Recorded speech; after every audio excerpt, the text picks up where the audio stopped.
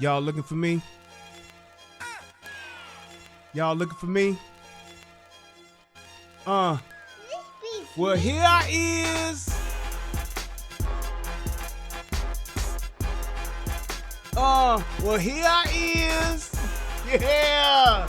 Well, here I is. Yeah, buddy. What's good? What's good? What's good? I'm back. I'm back off up in here one more again, and we about to do this thing we do. Here I is. That's my new shit. When I come on, that's how you know I'm coming on, when you hear that phrase right there. I know niggas is talking about me in the chat, talking about niggas always on CP time, nigga don't never start on time. Hey, everybody who been here and who know me know that is a cushion. I have a time cushion. I start between times. I don't start on time. I start between time. So today, on tonight, I started between 10:30 and 10:45. That's what the show is. So every time you see, when you get that alert and it pop up, you know that's my in-between time. Always add 15-minute time cushion in between that. That's what you do. So you see 10:30, that means, okay, this nigga's gonna start between 10:30, 10:45, so I can go down to the liquor store, get my 40 of OE, get my pack of Newports, or get my Blackwoods, come on back, get me a knee-high pop, pour that over some ice, then I can do my thing. Get yourself together. Get your setup together. Everybody know what a setup is, right? That's when you go to the liquor store in the hood and you get a setup. Cost you about $2 for a setup. What it is, it's a little Ziploc bag of ice. It's a red cup.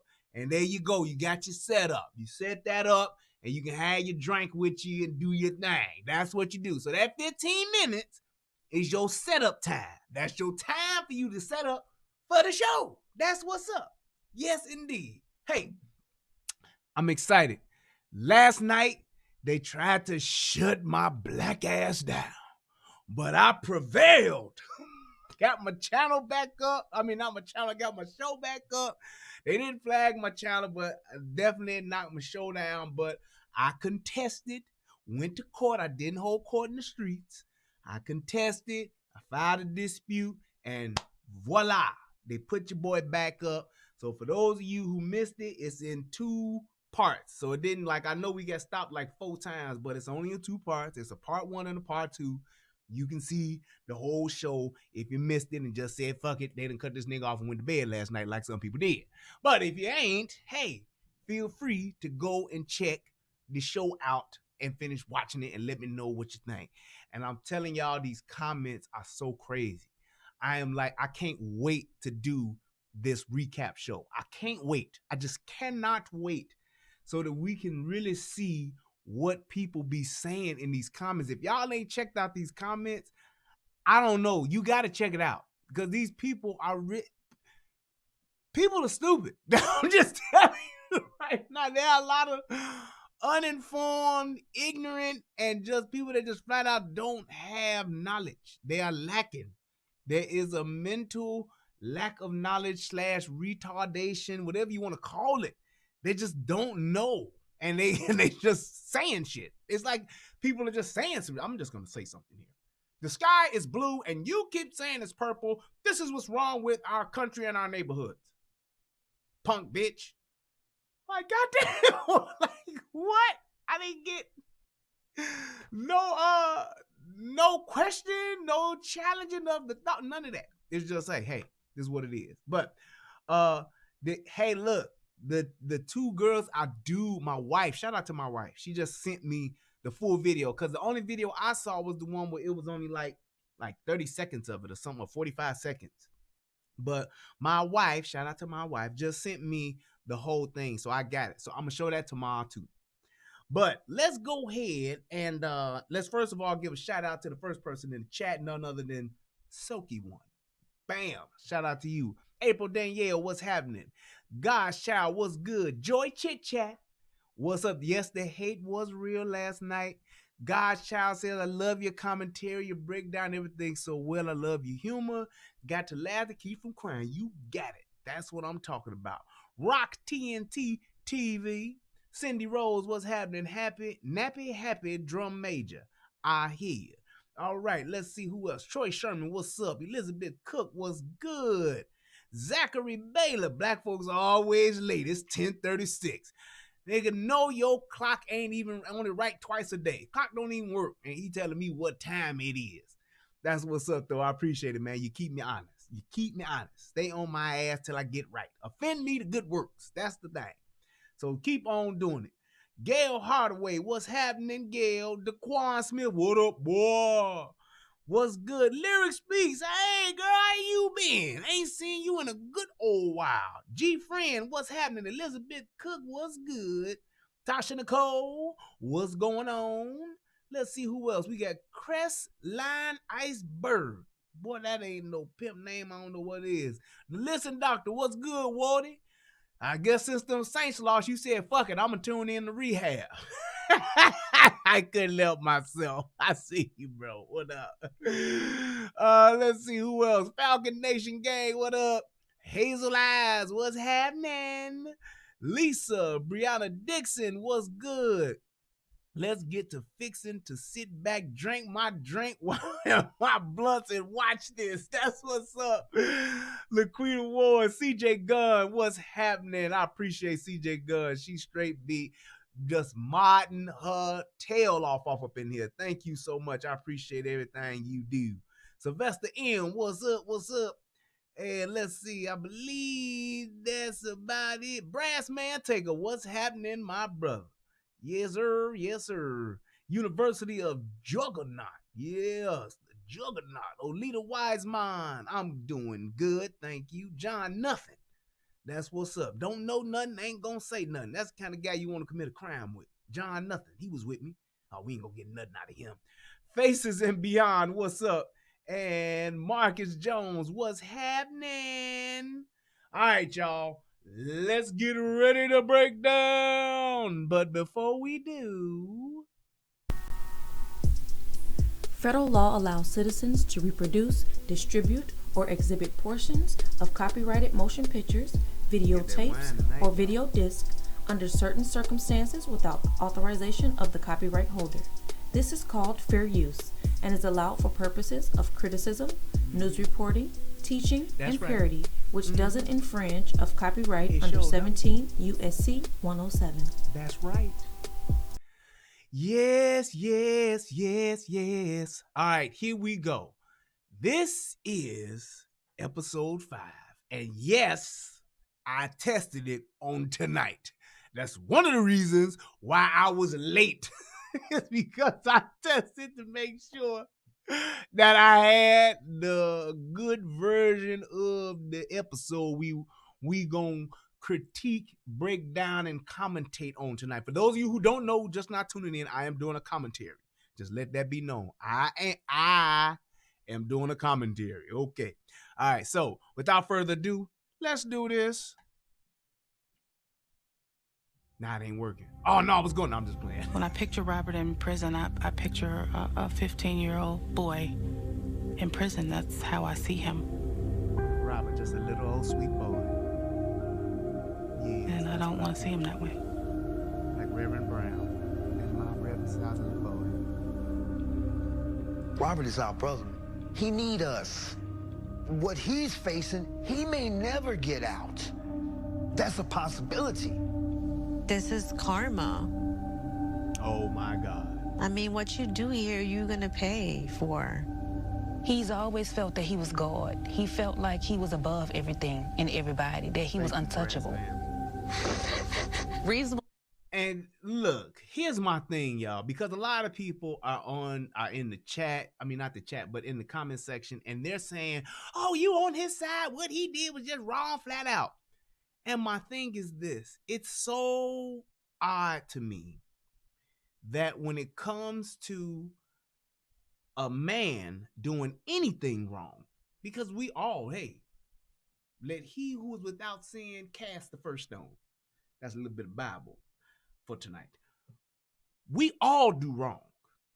And I put this in one of the comments that I made to somebody that was on there because they was just talking cash shit. And I said, it's odd to me how when it's a man, it's black and white, cut and dry. Hey, you did wrong and you must pay. Okay? However, when it's a woman, regardless of what she's done, no matter if she made the wrong decision, she made a bad choice, she just flat out killed her husband, killed her children, or anything, we are okay as a society for any excuse that's given as to why she does the fuck shit she does. I killed my kids because I was depressed. I killed my kids because I was abused. I killed my husband because he abused me. I did this because I was abused. I did that because I was on drugs. I did this because I was depressed.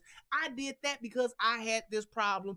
It's always okay when a woman does it and she claims mental illness, depression, she claims bipolar, she claims I've been abused. We find a way to lighten the burden for them.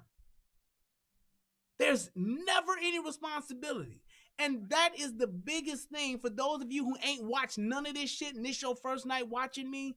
This is my thing about the R. Kelly saga. We have confirmed, documented proof that this dude was molested at the very young, tender age of 7 until he was around 14, 15 years old.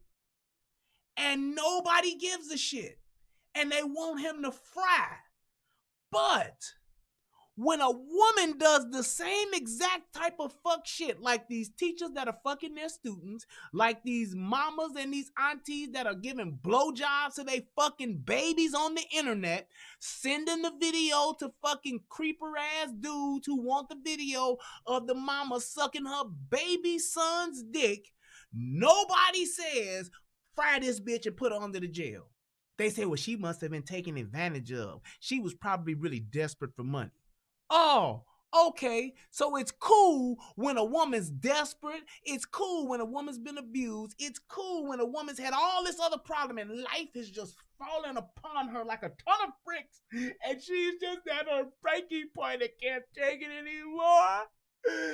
I need $50 and this guy on the internet is willing to pay me if I suck my son's dick. I'm gonna do it. And that's okay. We don't ever say, no, bitch, you need to fry like a fucking chicken. We never say that. It's just like with the Me Too movement. I was just talking with my wife about this about an hour ago. The whole Me Too movement. So they frying the shit out of Bill Cosby. They frying the shit out of Harvey Weinstein. No problem. They frying the shit out of Kevin Spacey. I get it.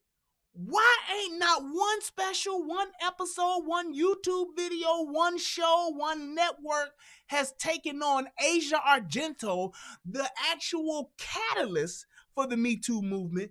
Do y'all realize ain't nobody talked about this bitch? And she did the exact same thing that Harvey Weinstein did. Documented factual information. There are text messages that proves she was fucking a little boy. Nothing.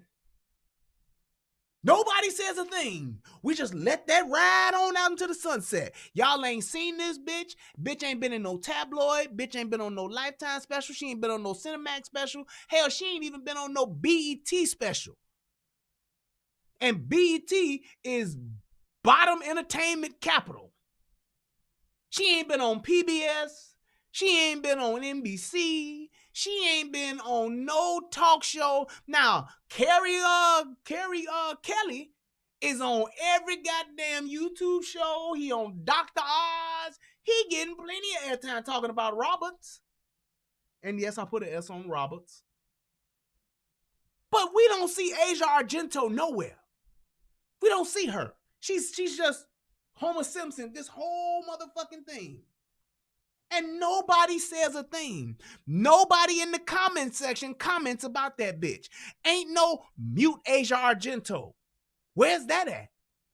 There's no Asia Argento need to pay. Ain't no your time is up, Asia. Ain't none of that. And nobody can tell me why. Nobody can say a thing except for, yeah, but R. Kelly, he shouldn't have did that to them girls. Say what you want to say, but wrong is wrong. Okay. So did Asia Argento. How come this bitch ain't hanging up by her thumb somewhere? And until somebody tell me that, I'm going to continue to call bullshit on this whole fucking social justice warrior lynching that these people are doing. Because the only motherfuckers they going after is motherfuckers they can get money from and motherfuckers that they know that they can get some type of settlement, some type of money, some type of notoriety, get some special, get some book, get some fucking speaking engagement. Them the only people they going after. Yes, thank you, Sylvester. Cardi B, this bitch admitted herself out of her own mouth that she was drugging niggas and robbing them. Bill Cosby did the same thing, right? Drugging bitches and fucking them. He ain't have to rob them because he had money. He drugging and fucking. This bitch drugging and robbing. Why for ain't this bitch in a jail cell somewhere? Bill Cosby's biggest fuck up was that he talked to the police and he admitted what he was doing. Cardi B not only admitted it, but she admitted it on social media, her own social media outlet.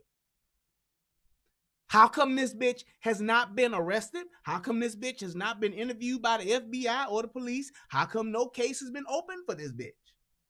Tell me that. I don't get it. This isn't even, oh, well, her time gonna come. This ain't even a double standard. This is female supremacy. That's what this is.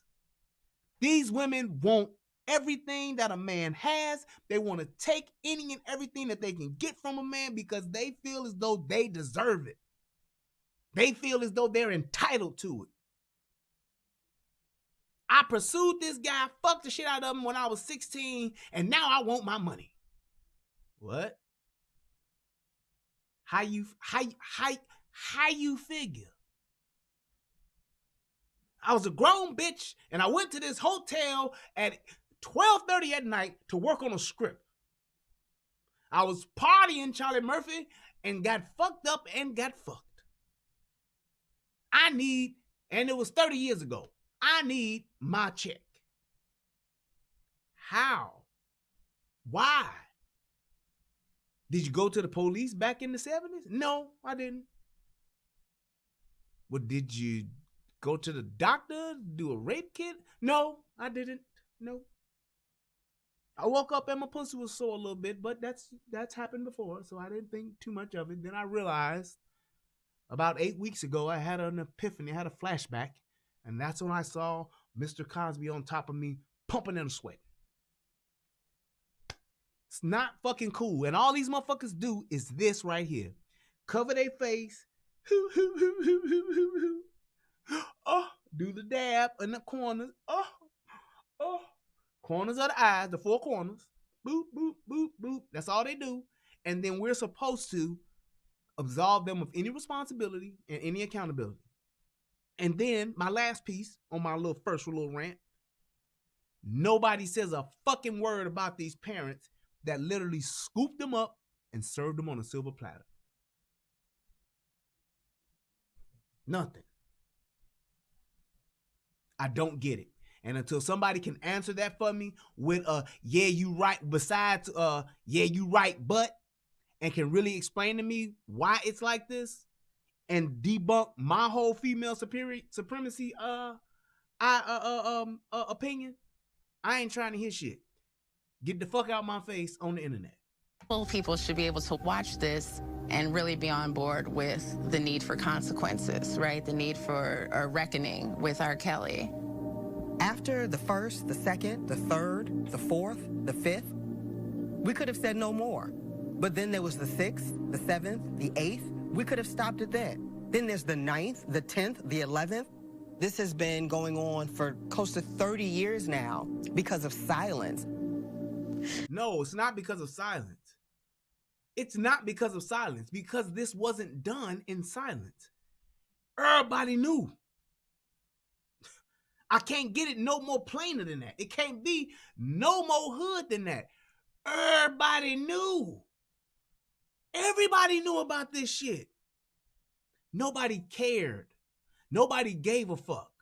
And now that there's some money to be gotten, after the non-disclosure agreements were signed and violated, after the settlements were given, after all the money done ran out, now we gotta give a fuck. And ain't nobody saying nothing about it. Y'all don't see nothing wrong with that. So you get involved with some fuck shit, you chase down the mother, you call for Candyman 3 times in the mirror of your house. Candyman shows the fuck up, he gives you the hook, and then you get paid for him giving you the hook, and then 20 years later, you come back and still say, now Candyman owe me more than this. What? What? I'm not understanding it. Thank you, Rich. This shit wasn't no secret. It's just like the Flint water scandal. Motherfuckers in Flint been knowing the water been fucked up for 20 years. Why is motherfuckers just now addressing the Flint water situation? Politicians, government officials, everybody knew. Think about all of the presidential candidates that went through Flint campaigning and never said shit about the water. Just think about that. Think of all of the governor candidates, the governors, motherfucker. All the governors that wanted to be governor, all the governor candidates that went through, or is it gubernatorial? I don't know. But the people who wanted to be the governor. Think about all of those people that went through and campaigned in Flint. Whether it was for 15 minutes or an hour and a half, they still knew the water was terrible. And they didn't care. Nobody gave a shit. And then, when the shit hit the fan, finally, now we gonna make that one dude who was in charge of the sanitation department, you ain't shit, and we need to get your ass. That's the way of our society, y'all. And all I'm saying is, the shit ain't right. If you gonna get everybody because they did some fuck shit, let's do just that. Other than that, you're not righteous. You're not getting justice. You're just getting something. Money, fame, book deal, speaking engagement. It shouldn't have happened. People. And he has to pay for it. He has to pay. He is guilty of falling victim to his own madness, his own godlike complex.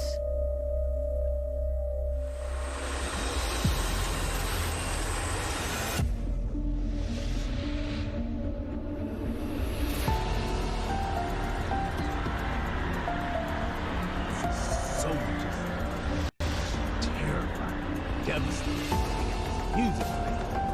Damn you, women.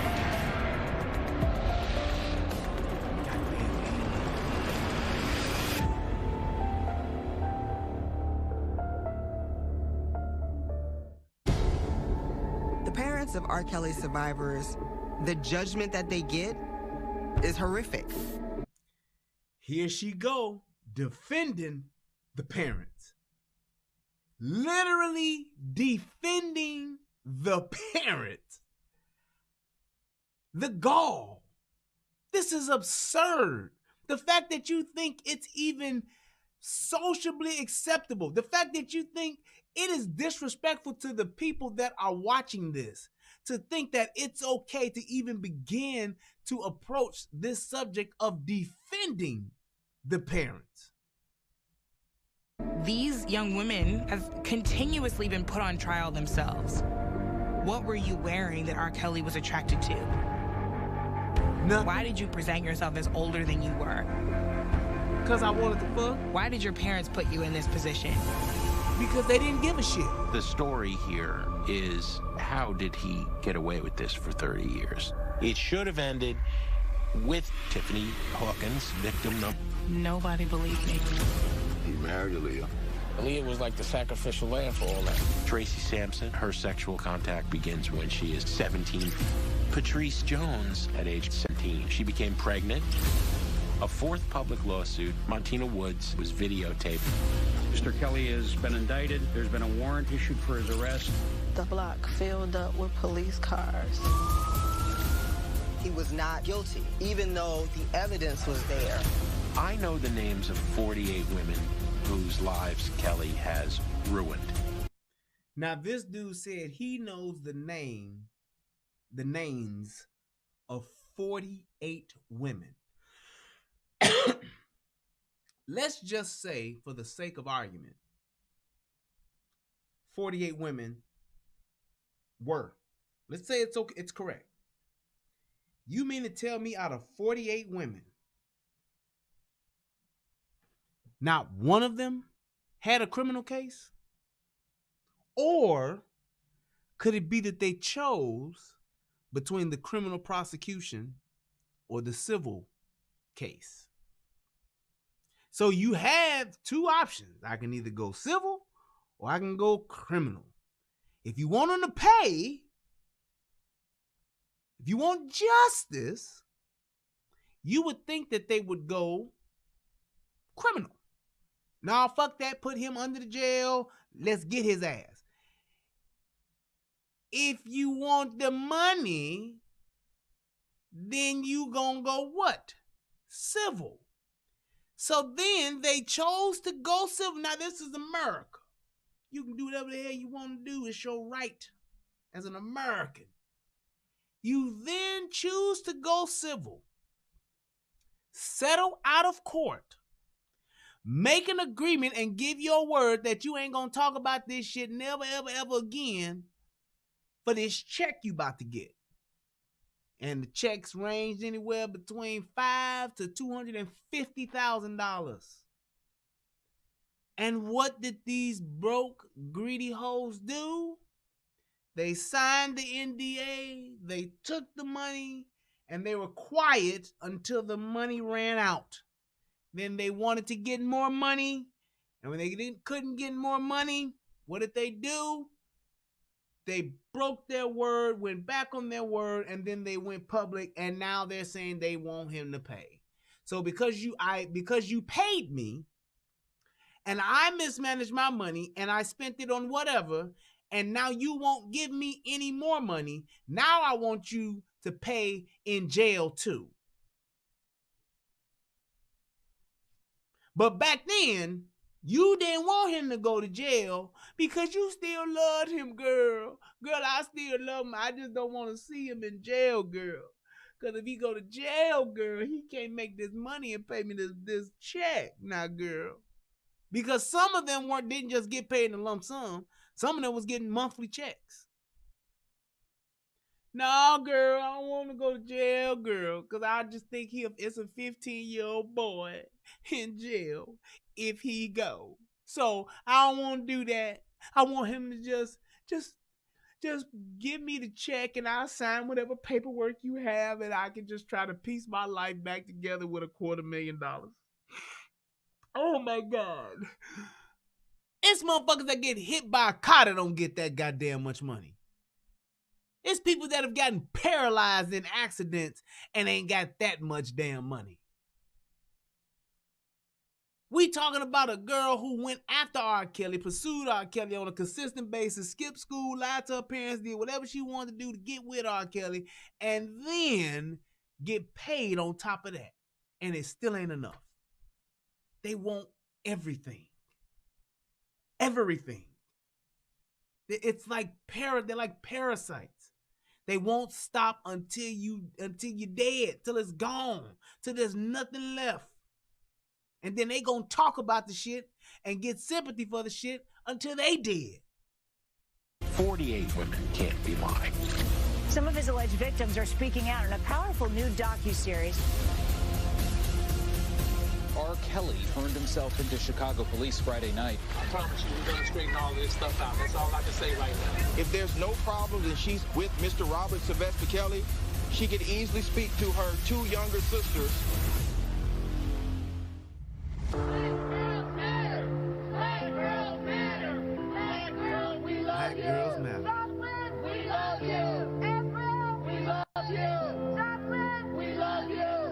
You know, R. Kelly was really born out of the work that the Savages were doing to get their daughter back. Just seeing their anguish and their pain.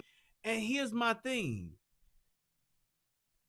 If you really want to get justice, what does that look like? And then what about the responsibility he has to his children? Because this dude got kids. He got child support just like anybody else. He has that. So what is the thing with him wanting, you want him in jail, or you want him to give you money, or you want him to give you money and go to jail? How does he do that when he's literally been pretty much of all of his royalties, all of his publishing, all of his music has literally been raped and pillaged? I'm just saying, what else do you want? It's like he has just the perfect scenario for Tyrese. He should be crying, saying, what more do you want from me? I don't know.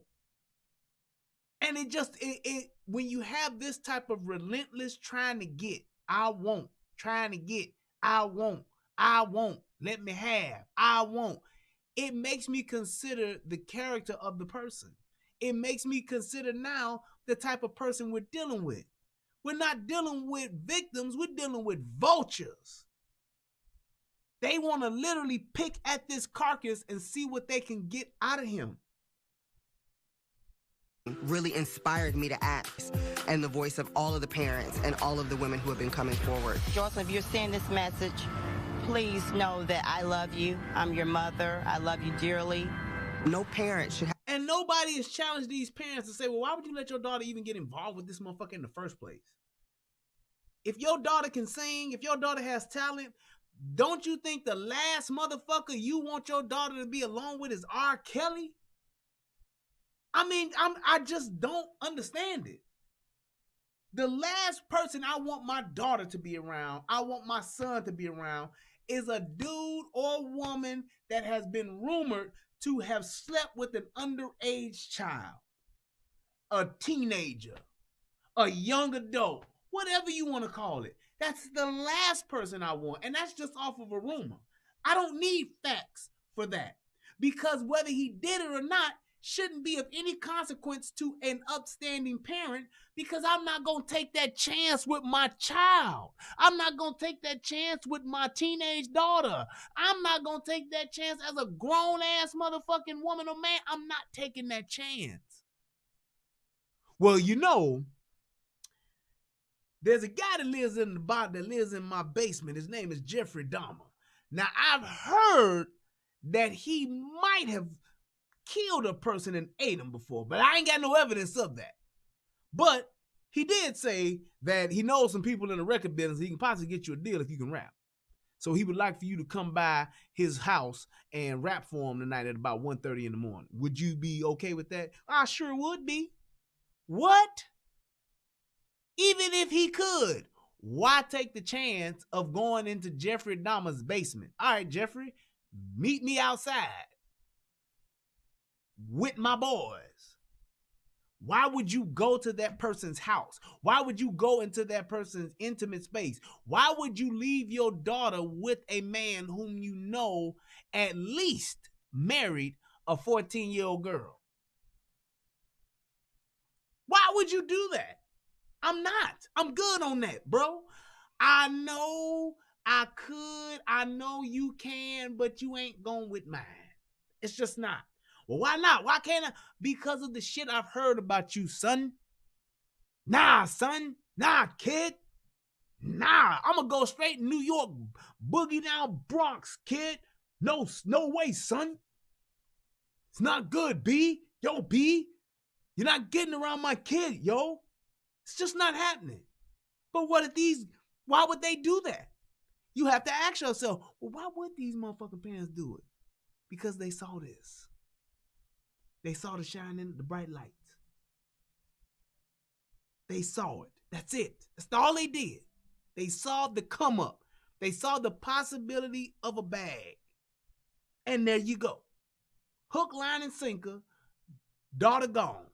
have to go on TV crying about their daughter being abused, being kidnapped, basically, being brainwashed, being turned against them. He actually started with Aaliyah at 12. They was together for 3 years. He actually started with Aaliyah at 12. So 12, 13, 14, 15 years old, that's when the shit fell apart, and that's when they was the marriage got annulled and all that shit. But they were technically married for several months, like 3-4 months, some shit like that. Maybe 5 months or some shit. It is what it is. Point being, how, Sway? How does that happen with your teenage daughter? I'll tell you how. When you got some ain't shit greedy parents, that's how. If my daughter wanders outside at 3 years old and makes her way onto the goddamn out into the street and gets ran over by a car because I'm laid up in the house high, it ain't the car's fault. If a dog that's wandering the streets grabs her and mauls her to death, it ain't the dog's fault. If my kid gets put into a dangerous situation because I have neglected to protect her, guess whose fucking fault it is? It's mine. Plain and simple. And Boys in the Hood, when the little girl, the little baby was walking out into the middle of the street with a pamper on, and Cuba Gooding Jr. went and got the little baby and stopped the car. He didn't jap out at the car, did he? No. He didn't get mad at the dude driving down the street, did he? No. He went to the bitch house who was getting high off crack and was like, bitch, get your goddamn babies out the street. But we can't do that here. No way. The parents have suffered enough. Their daughter's missing. Their daughter won't speak to them. She's in a cult now. Well, how the fuck did she get to one? Who took her to the concert? Who took her backstage? Who egged her on to go and take pictures with Rob Kelly? Who egged their daughter on to have sex with R. Kelly and to try to record the shit? The parents. That's who. Who put this thing together? The parents.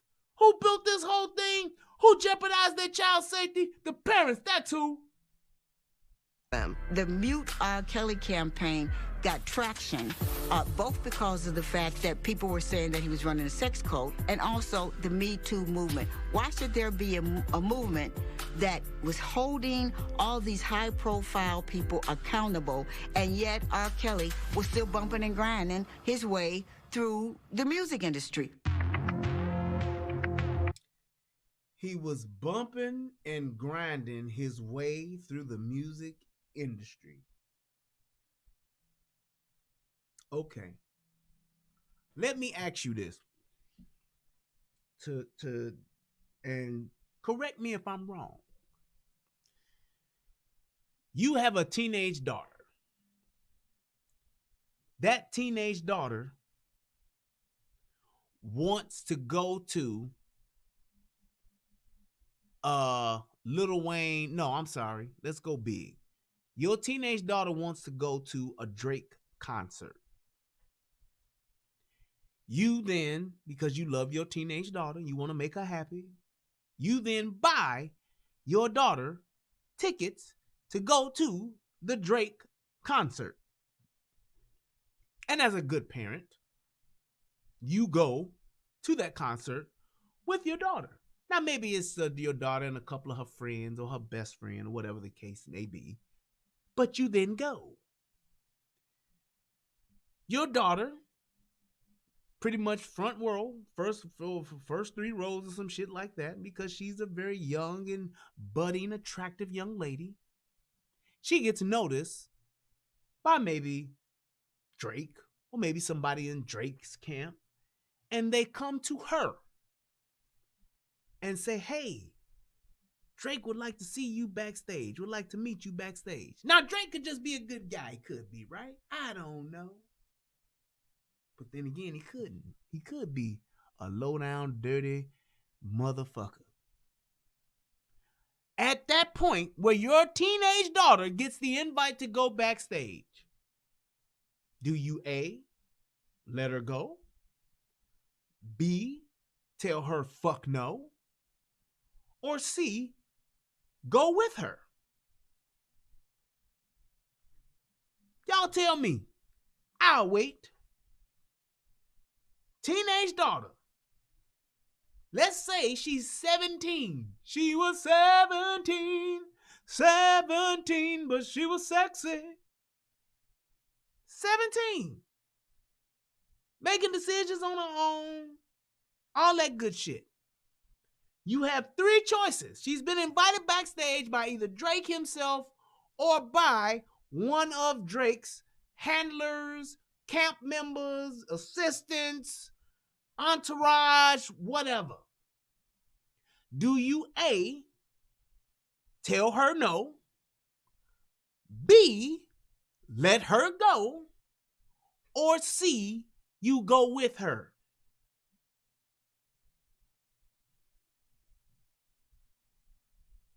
Now, I've seen quite a few C's. I've seen one B. You know what my answer's gonna be? Fuck no. That's my answer. You know why my answer is fuck no? Because I don't want my 17-year-old, 16-year-old, 15-year-old, 14-year-old, 13-year-old, 12-year-old daughter backstage with a grown-ass nigga who ain't doing shit on the road but what? Performing and fucking. That's it. That's the difference. That's the difference between daddies and mamas. Real daddies, the fuck you want my underage daughter backstage for? You a grown-ass man, nigga. I'ma tell Drake. I'ma tell Drake assistant, Drake security. Nigga, if you don't get the fuck out my face and get back up on that stage, nigga, somebody gonna die up in this bitch tonight. That's the response he gonna get from me. The fuck wrong with you approaching my motherfucking daughter? Cause the nigga ain't asked how old she was. The nigga just said, Drake won't meet you. You see my point? And I ain't hating on you motherfuckers that pick C. And I'm sure it's some motherfuckers that'll pick A. I ain't hating on you. What I'm telling you is this. A parent that's looking out for the best welfare of their child. Yes, my daughter would be enamored to be backstage and to meet Drake. Yes, my daughter is extremely flattered that Drake chose her and maybe 4 other bitches out of thousands. Yes. And I'm going to tell my daughter, don't you never let no motherfucking man who you know you ain't supposed to be around because he grown and you a child, take you somewhere and put you in a position to where you can be either compromised or your safety is at stake. Because one day she gonna go to a concert by her motherfucking self. And the same shit gonna happen to her. So ain't gonna be no, I got his phone number. Ain't gonna be no, yeah, Drake gave me his number. His security gave me his number and told me to call him. And I just called him because I didn't know him. I mean, he's Drake. Ain't not one motherfucking reason for your underage kid to meet any grown-ass celebrity, especially if you ain't there. You don't do it because you know why? Motherfucker, it ain't a thing about, oh, well, you never know. You don't want to just hurt your daughter and she gonna do what she gonna do. No, you set the example and set the standard. I don't give a fuck if that nigga had all good intentions. You ain't gonna have an opportunity if you ain't shit nigga. You ain't gonna have no opportunity with me or mine. If my daughter gonna find you, she gonna jump out a window, sneak out a back door, steal some shit, rob some motherfuckers. That's what she gonna have to do because she gonna know daddy don't play that. And if we had more daddies and mamas, because I ain't letting you mamas off the fucking hook because y'all trying to get backstage too. Because y'all thinking, this my twin. We like sisters. I got on a tight dress too. I got my titties out as well. Maybe he'll fuck me too. That's what the fuck y'all thinking because y'all want the attention she getting. That's the problem with this shit. Because it ain't just Drake. It's the nigga across the street. It's the drug dealer around the corner. It's the dope boys on the block. It's your nigga that you think want you, but he want her because she a younger version of your ass. It's any motherfucking man that want to be alone with your daughter. That's what it is.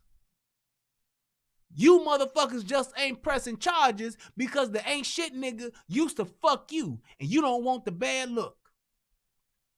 You don't want to press charges because the nigga used to stay upstairs, but it ain't nobody upstairs. You the nigga just staying upstairs from you, paying rent. You don't want to motherfucking press charges because the nigga's your uncle. You don't want to press the charges because the nigga's your brother. You don't want to press charges because the nigga's your grandfather. You don't want to press charges because the nigga's your father. You don't want to press charges because the nigga's your neighbor. But if it's Kels, oh yeah, he got to go to jail because what he did wasn't right and he should have known better. Stop letting motherfuckers approach your kids. Stop letting motherfuckers be close to your kids. Stop letting motherfuckers get in good with your kids. Yeah, some people buy gifts for your kids just being nice. Yeah, somebody do just want to be a nice person and just, hey, I see your kid is a good kid and I just want to do something for him. I don't have no kids.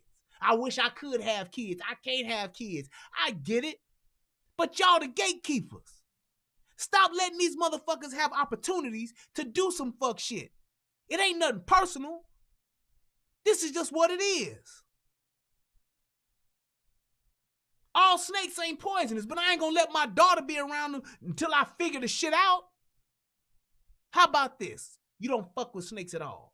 But daddy, they so colorful, they so nice. I hear you. You don't fuck with snakes at all. You don't never let me do nothing. Shut the fuck up. Because what I'm doing for you is for your good.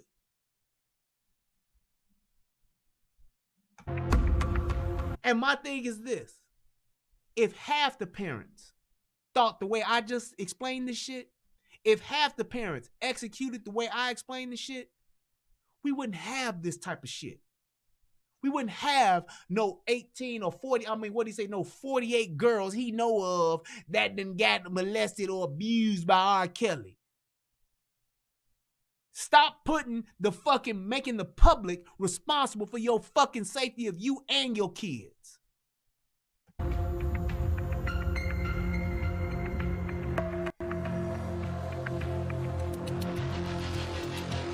Right after Gayle King, we got a call from Jocelyn. Hello? Hey, Jocelyn, this is Mommy. Hi, this is Jocelyn. I just want to let you know, like right now, I need you to listen, like really listen to me. I have told you guys a million of times that I am okay where I am, and I'm happy. It was a planned call, but in the youngest daughter, Jory, got on the phone. Hey, Jocelyn. Okay. Hey, Jocelyn. It's Jory.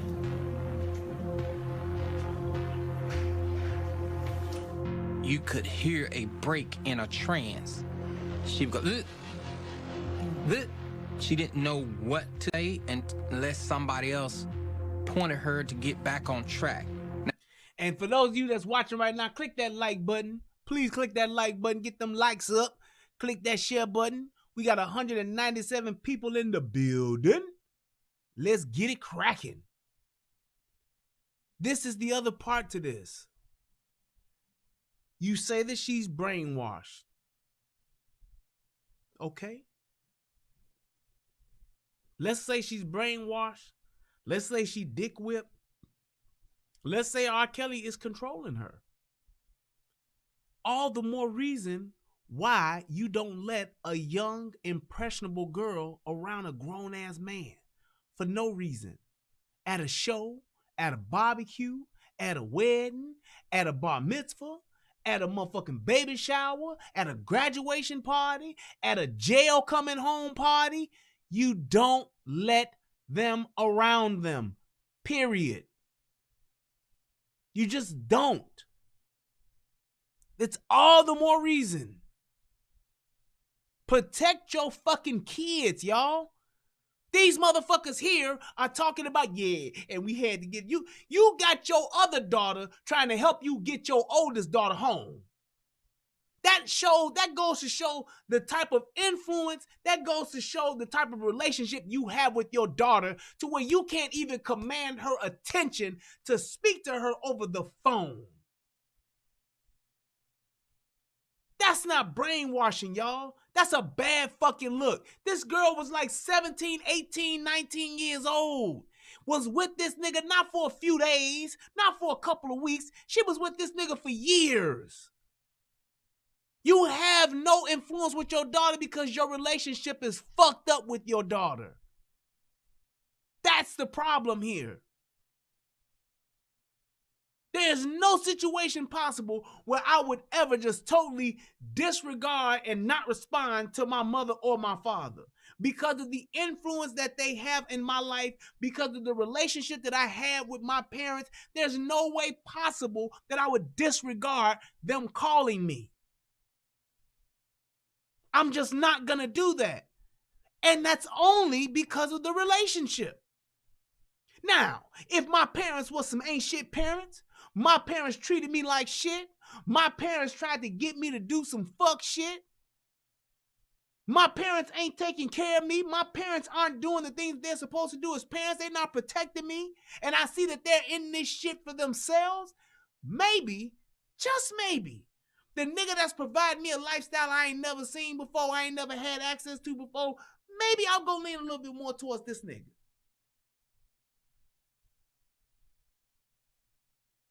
Tell me that shit don't make sense. Just like that motherfucking, what is that shit called? Open Secret, or the one about the guy who was fucking the little girl, who was fucking the mama, who was fucking the daddy, and he was fucking all them motherfuckers, and they was and they didn't want him to go to jail? Imagine the type of relationship he had to establish with their daughter. Then imagine the relationship he established with her mother. Imagine the type of relationship he established with the father. The father was gay and was hiding this shit and was sucking the dude off. Seriously. And all the while they sleeping with this nigga, they talking about they care about their daughter? The fuck out my face on the internet. I ain't trying to hear that. We have to acknowledge where the breakdown is, where the shit is getting missed. Now, in all fairness, Jocelyn walking home from school, van pulls up, yanks her motherfucking ass, takes her off, and then she ain't heard from for 6 months, and then she finally make this call. I get it. She been chained up in a basement. I understand. Yes, it's to be expected for her to be a little fucked up in the head. That's a traumatic experience. She went with this nigga willingly. She pursued this nigga. She wanted to be with this motherfucker. That's all I'm saying. And you cannot not acknowledge that part. There's some fuckery going on here, people. And that shit has to do a lot with the relationship between these girls and their parents, or lack thereof. All these hoes is talking about how they was abused, how they was molested, how they was mistreated by their husbands, their ex-boyfriends, their uncles, their relatives. All these hoes got problems. And all that shit didn't start with R. Kelly's. Now, he's trained these girls not to go against kids. And Geronda confirmed it. Geronda had been telling me a few weeks prior to that. Right. Jory, our youngest daughter, needs to... How can she be telling them a few weeks before that and they ain't heard from them? How is that?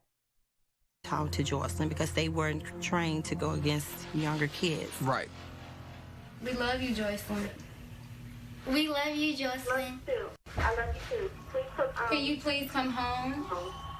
I love you too. Please put her back on the phone. Can you please come home? I'm here, Joyce. Here's the whole thing. What they're doing is they're trying to manipulate her with her siblings, just like R. Kelly is manipulating her with his lifestyle and the sex. That's what he's doing. That's what he's doing. And what's the daddy doing the whole time?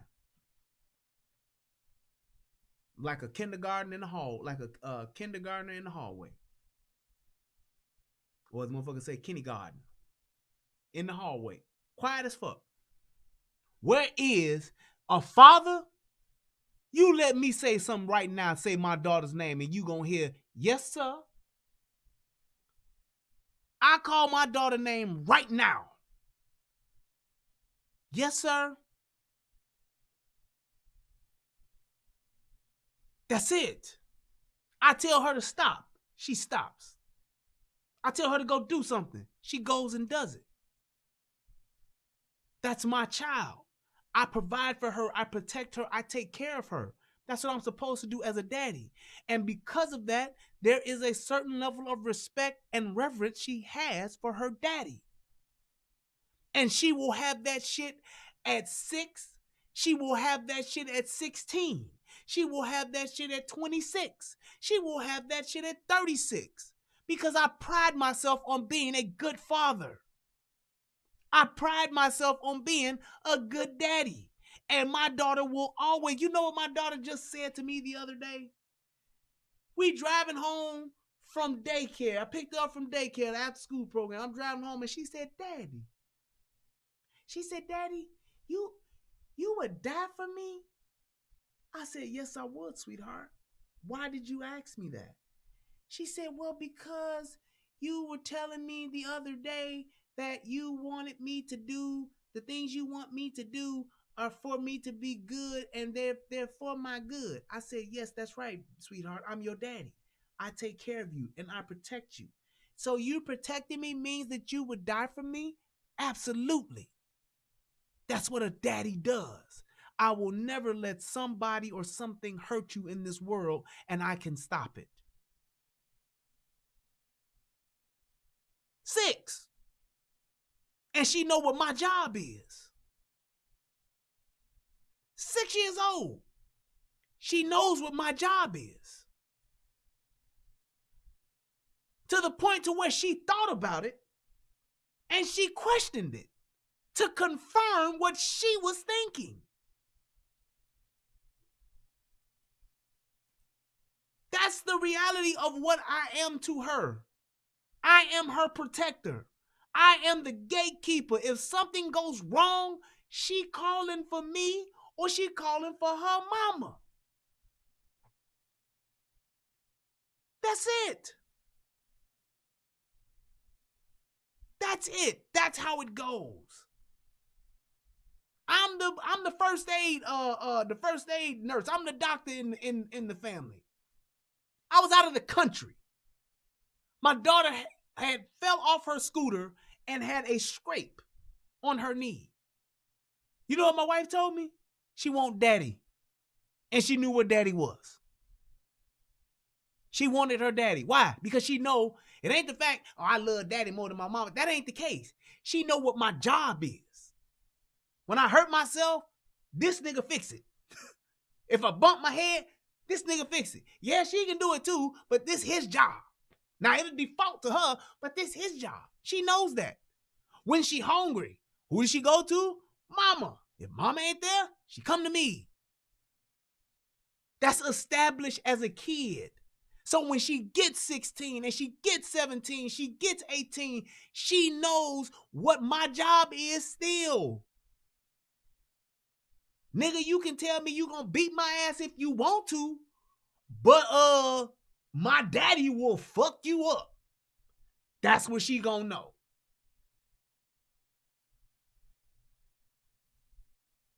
Bitch, I'm a motherfucking gangster. I'm a motherfucking fight.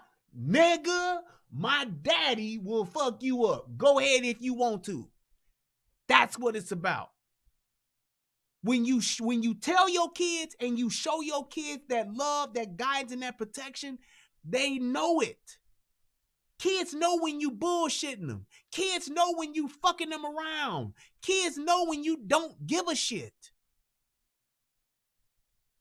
And no, every parent ain't perfect. And yes, parents make mistakes. But you gotta know for a fact what it is. Exactly. Aaliyah know, and she figured it out. Why would my parents let me go? You can't tell me Aaliyah didn't have a moment where she said, why would my mom and daddy leave me alone with this motherfucker? Where was my daddy at? Where was my uncle at? Y'all had to know what the fuck this nigga was doing. Uncle, you was his motherfucking manager. I know I wasn't the first young girl he fucked. That's probably why she told Dame Dash, leave it alone. Because yeah, she probably had some anger towards R. Kelly, but that also equaled the anger and the accountability of her parents too.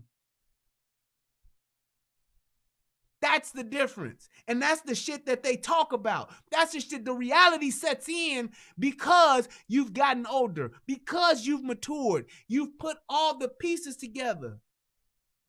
That's why these girls stayed. Yeah, this nigga wanna fuck me. Yeah, this nigga tell me how fine I am. Yeah, this nigga want this pussy. But at least I know this nigga is telling me the truth. At least I know what this nigga want.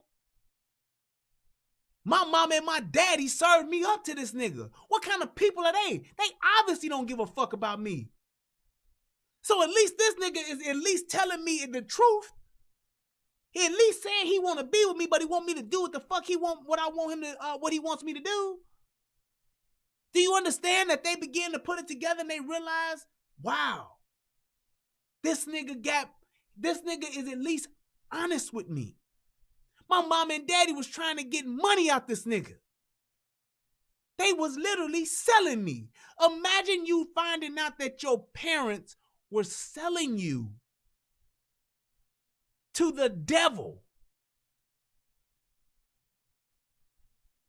That's what everybody calling him. The worst motherfucker on earth since Lucifer. This nigga here. Imagine if your parents was serving you up. Imagine your mama telling you, fuck him, and get some pictures of you and him together. Record yourself fucking him so we can get some money. Imagine what Demi Moore was like, what it was like for Demi Moore to have a dude come in and tell her, I paid your mama $500 for some pussy, for some ass, and I'm gonna get it. Imagine what that does to her. Imagine what that does to your mind as an adult. Fuck being in the moment as a kid. Imagine what you get as an adult when you put all that shit together. Wait a minute. Why this dude show up? How he get in with a key? How did he just get up in here? And then why he tell me that he gave my mama $500 for me to have sex with me? My mama did that? What do you do as a kid when you faced with that and you put that shit together? You like, fuck that bitch.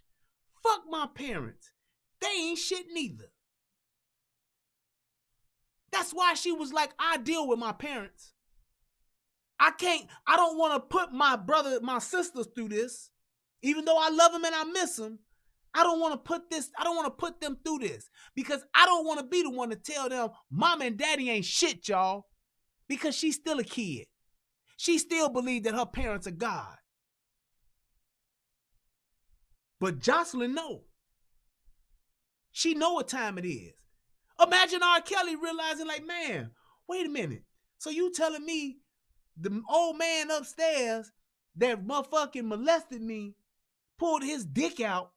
You mean to tell me my mama could have sent that nigga to jail? But she said, nah, fuck it. She gonna take the money?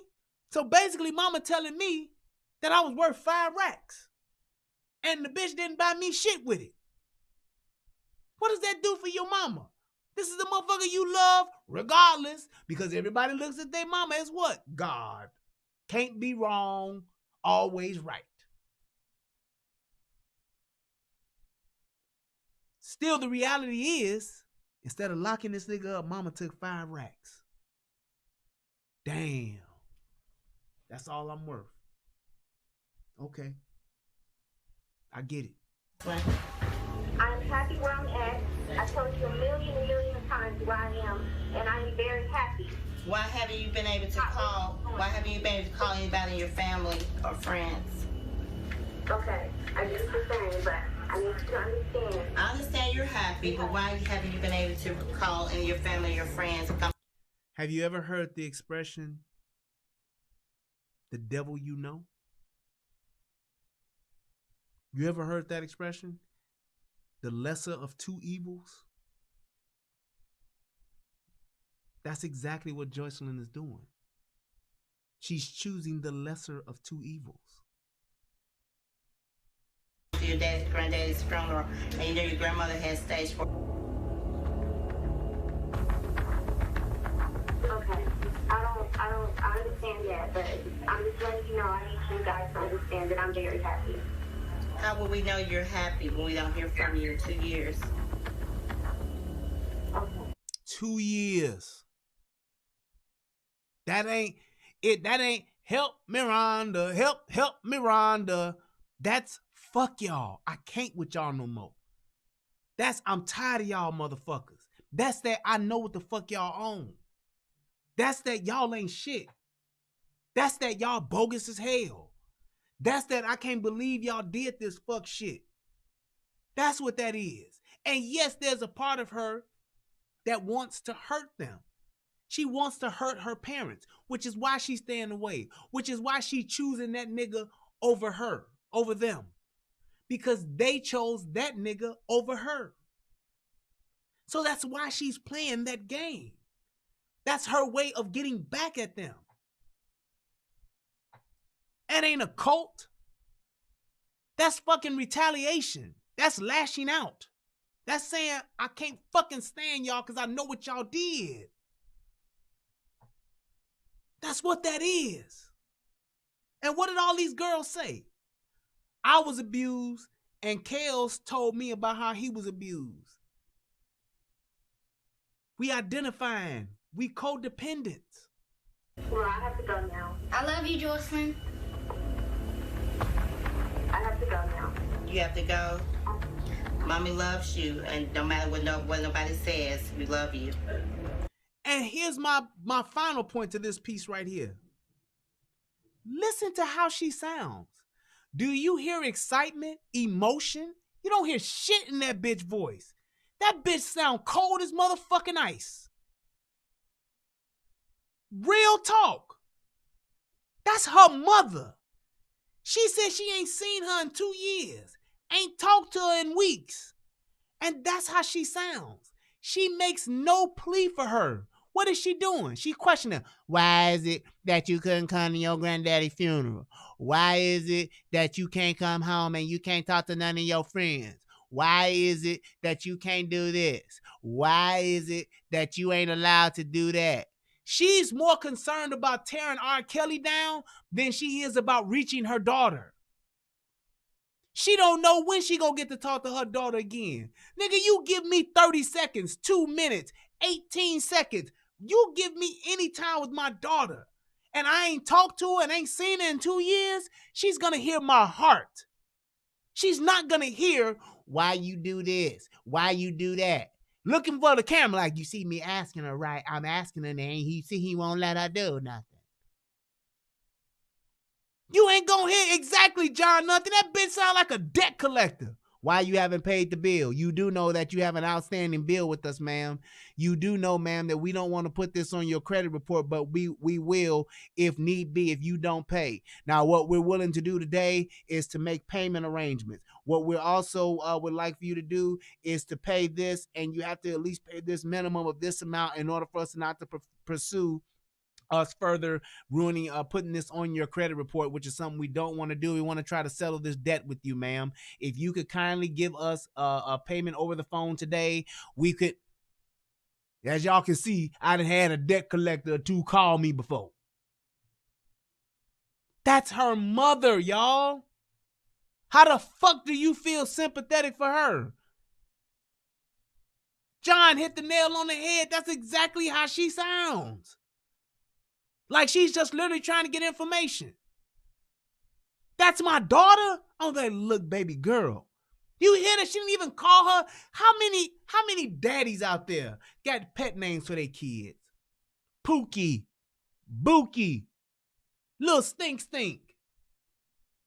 Mookie Mook. baby girl, sweetheart, princess, little darling, sweetheart, youngin', you badass. What the hell? Get your ass off the thing. What the? How many people have them nicknames? Do y'all realize that punk ass daddy ain't said shit the whole time? He quiet than a motherfucker. Your daughter's about to get off the phone. You never made a plea. Sweetheart, look. I know whatever it is you going through, whatever it is you blaming us for, I'm so sorry. I want you to come back home. I just want to be able to talk to you. I miss you. You my daughter. You my baby girl. Don't do this to me. Whatever it is, we can fix it. Let's work on it. I'm so sorry. None of that. Whatever you think I've done, I apologize for. I miss you. I love you so much. None of that. Hell, even if you pissed off and you tired, put that punk ass nigga on the phone. Where R. Kelly bitch ass at? Where the faggot motherfucker go? Put his whole ass on the phone. Tell a nigga I'ma kill him. If I see him, he a dead man. You gonna do something. It's gonna be some type of emotion there. As opposed to it just being, yeah, you know you couldn't come to your granddaddy's funeral. Johnson in her mind like that nigga dead. The fuck I'ma come see him for? Yeah, you know you didn't make it to your granddaddy's funeral. You can't talk to none of your friends. Yeah, you ain't come around your family. You can't do nothing that day. He won't let you do nothing. This is all R. Kelly's fault.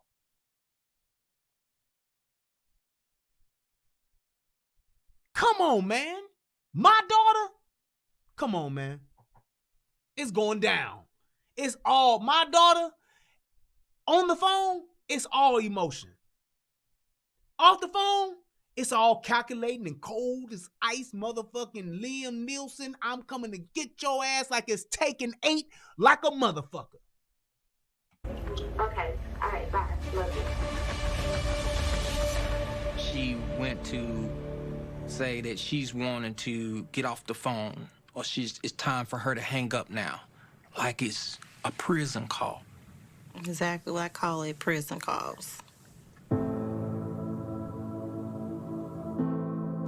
People don't understand. I have not seen my daughter.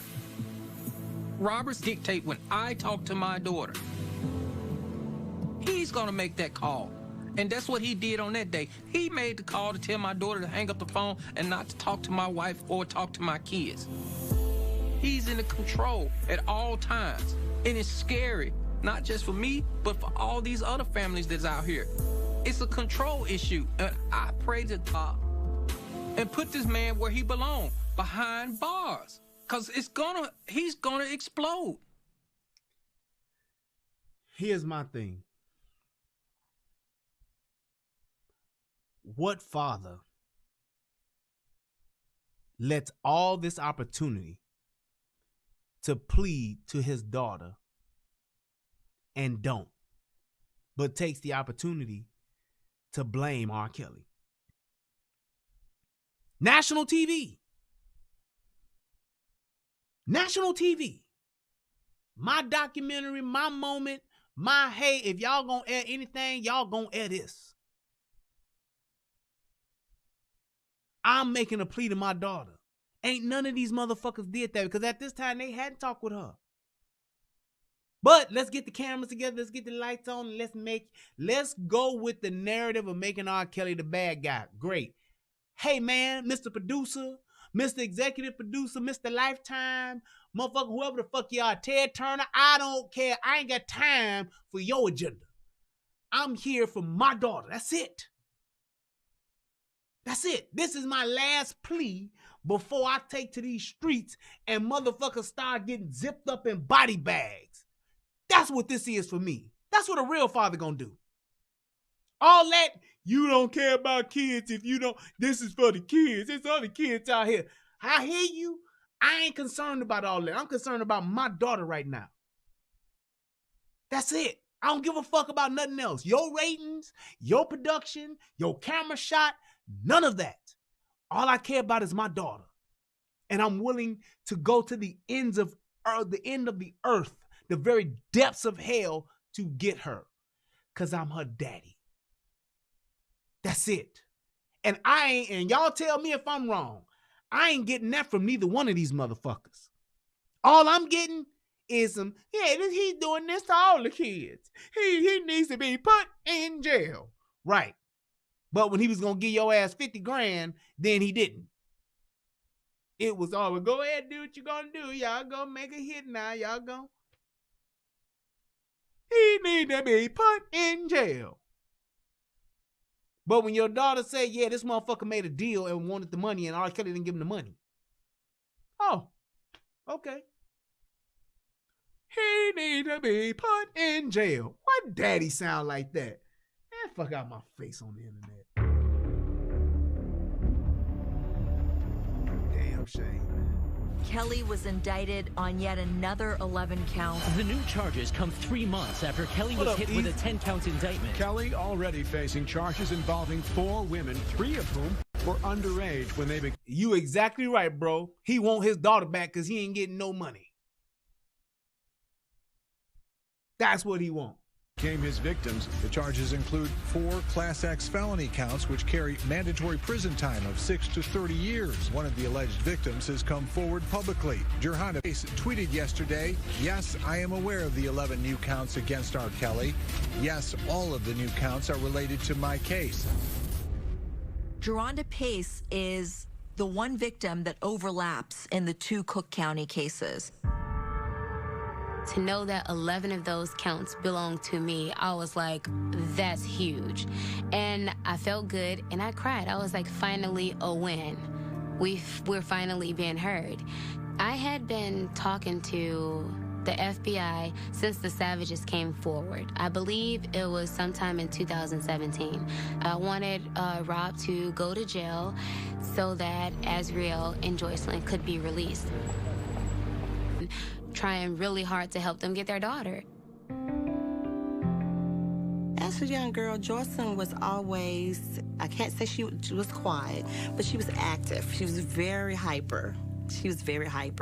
But she was also very sweet. She carried her feelings on her shoulders a lot of the times. We would sing at home, in the car, on our way to Disney World. We used to always go to Disney World every year. That was a tradition. Joycelyn's relationship to music was her passion. Me and Joycelyn, we talked about going professional many times, especially Joycelyn. She was the main one, like, I want to be a singer. I'm ready, singing is going to be my career. My name is Emilio, and I was Joycelyn's producer. My name is Antonio, and I was Joycelyn's songwriter. Joycelyn was real serious about it. I mean, she always want to listen to Sierra, Aaliyah every single day. She kind of get inspired by that. She literally practiced every single day just to make sure her vocals and everything was on point. Joy's goals was to be an actual artist in the industry. And I'm okay with that. I can't tell you, there are hundreds, thousands of young girls who want to be the next Janet Jackson, the next Beyonce, the next Aaliyah, the next Keisha Cole, the next K. Michelle, the next whoever. There are thousands of girls that want to be that. Will I let my daughter go and work with an R&B legend that's known for fucking young girls?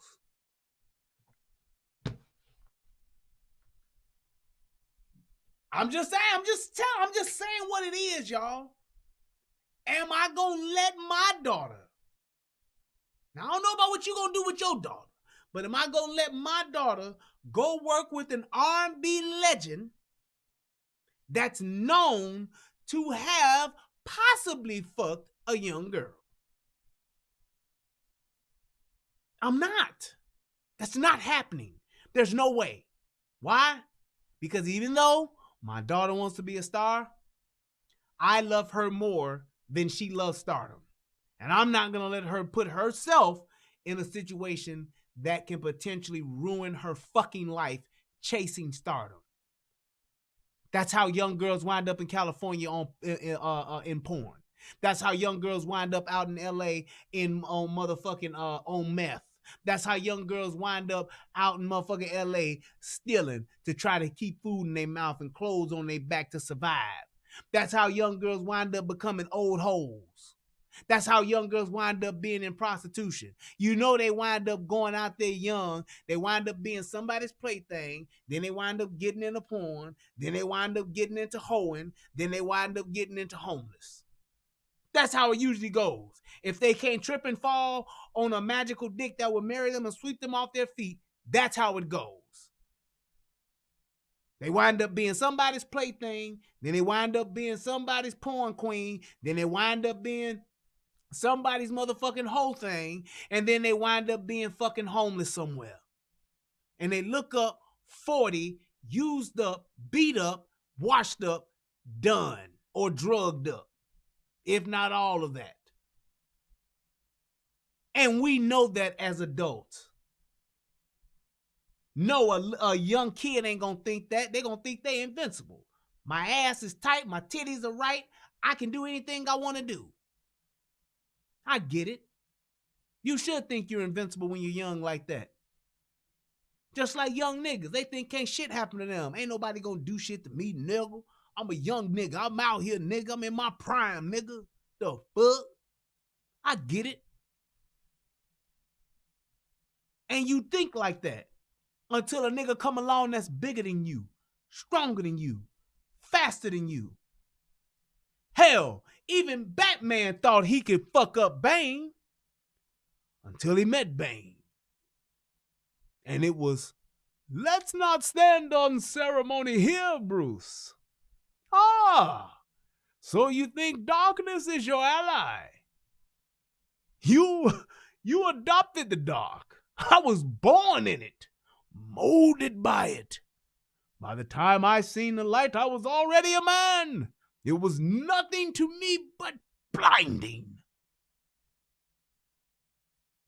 That's how you think until you run up against that motherfucker. Next thing you know, you got a nigga holding you over his head talking about, and now I will break you. Boom! Break your back.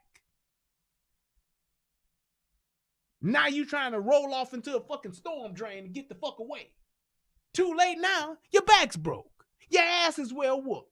And you trusted a bitch who was telling you she was gonna lead you somewhere. And she led your ass to a healthy, hearty ass whooping. And that was Batman. Fuck you think they gonna do to your 15-year-old daughter? Just telling you. Tell me if I'm wrong. Tell me if I'm lying. Me and Easy, we love motherfucking Bane, nigga. That's how I got there. But tell me if I'm lying.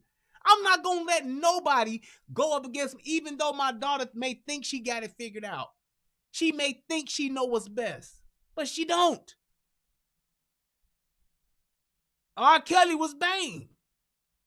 He had the cars, he had the clothes, he had the fame, he had the dough, and he showed them where he's going to make his home. Next thing you know, ain't seen your daughter in 2 years. A mainstream artist, not independent. She was invited to a concert. They met after the concert backstage, and from there, she did get a chance to communicate with him and get his phone number. R. Kelly did make promises that what he would do for Jocelyn's career. Come on, man. Come on here now. Come on here now. There it is, the proof in the pudding. And you know why that punk ass nigga daddy, her punk ass daddy ain't saying shit? Because her punk ass daddy fell for the bullshit hook, line, and sinker because he thought he was going to get something and he got finessed by a finesser. And he let his daughter hanging. She was the bait. He thought he was going to hook him a fish and his ass got hooked. And before he knew it, he was duped. Daughter was gone, getting fucked well, getting all of the benefits and all of the perks of being with a fucking superstar, and there was nothing else he could do. He promised that Sony Records would sign her. He promised that he would help her with her music. And none of those promises fell through at all. And how does any of that dictating, how does any of that require I have to be alone with your daughter? I'll wait. I'll wait. All of it he promised. How does any of that equate to me being alone with your daughter?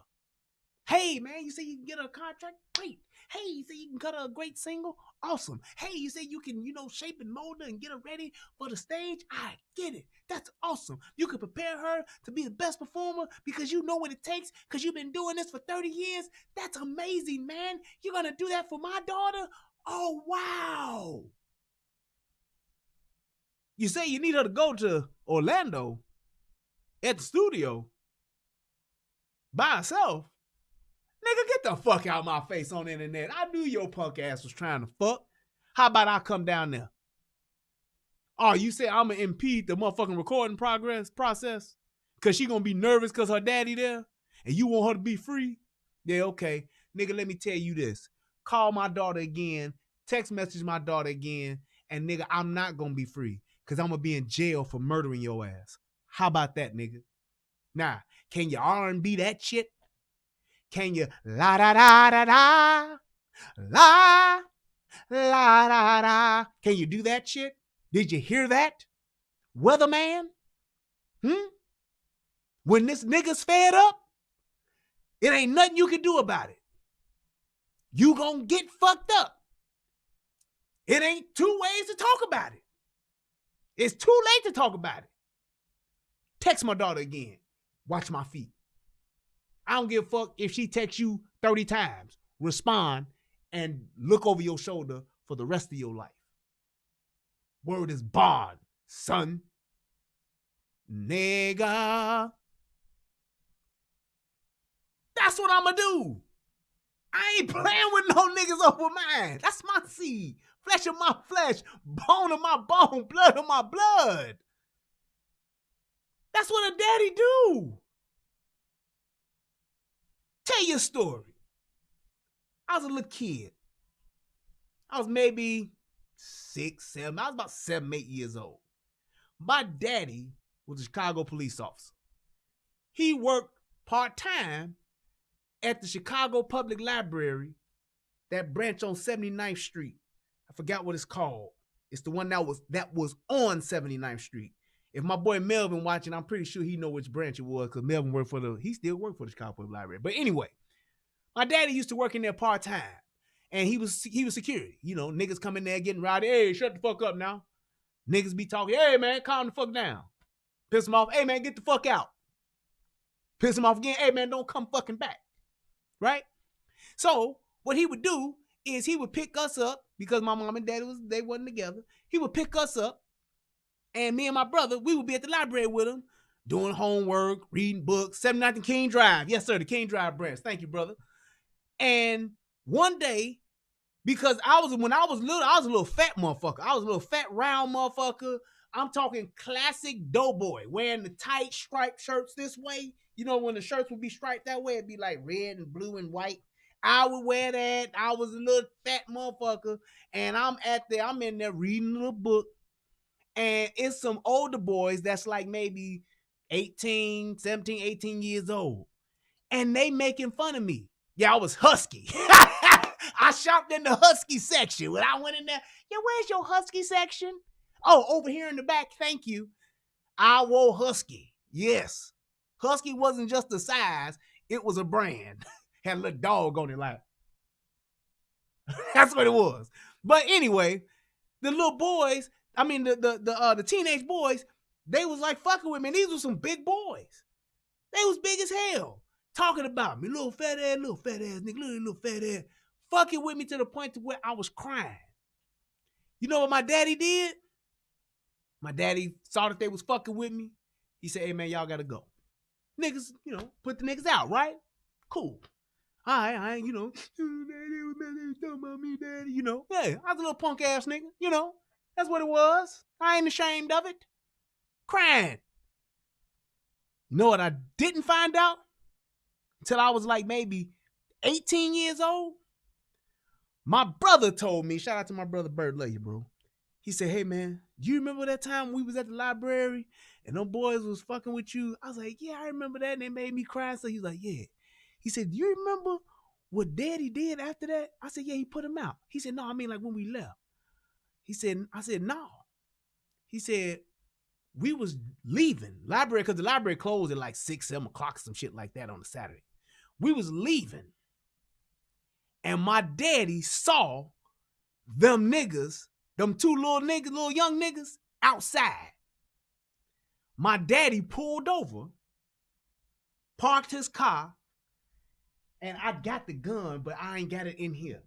But anyway, my brother telling me this story, got out the car, ran up on that young nigga, put his motherfucking ass up against the wall, pistol to his motherfucking throat, and said, nigga, if you ever fuck with my son again, nigga, I'll kill you. I was like, what? He did that? He was like, nigga, he had that nigga in the alley on the side of the building. Pistol up. I said the shiny pistol, the Smith & Wesson, it's on my gun channel, United Guns of America, the Model 59. Had that shit up to that nigga throat. Said, nigga, if you ever fuck with my son again, nigga, don't you ever fuck with my son. You think that shit a joke, nigga, huh? Nigga crying like a bitch on that wall. The little girl showed up. You know, they say everybody got a little girl in them. That nigga's little girl showed the fuck. I'm sorry, mister. I ain't gonna damn do that no more, mister. I'm sorry, mister. Please don't shut up. That's a daddy. He was smart enough to not lose his job. And when he saw that nigga, he said, oh yeah, nigga. I know in his heart, he's like, yes, I got this nigga now. And that's what he did. Brings tears to my eyes. I get choked up just thinking about it because he loved me that much to where he didn't let nobody fuck with his son and them not know the consequences of fucking with his boy. That's what it was. That's what a daddy do, nigga. Rest in peace, Pop. That's the difference. You don't let nobody fuck with yours. You don't let nobody take advantage of yours. You don't. Period, point blank, or point blank, period.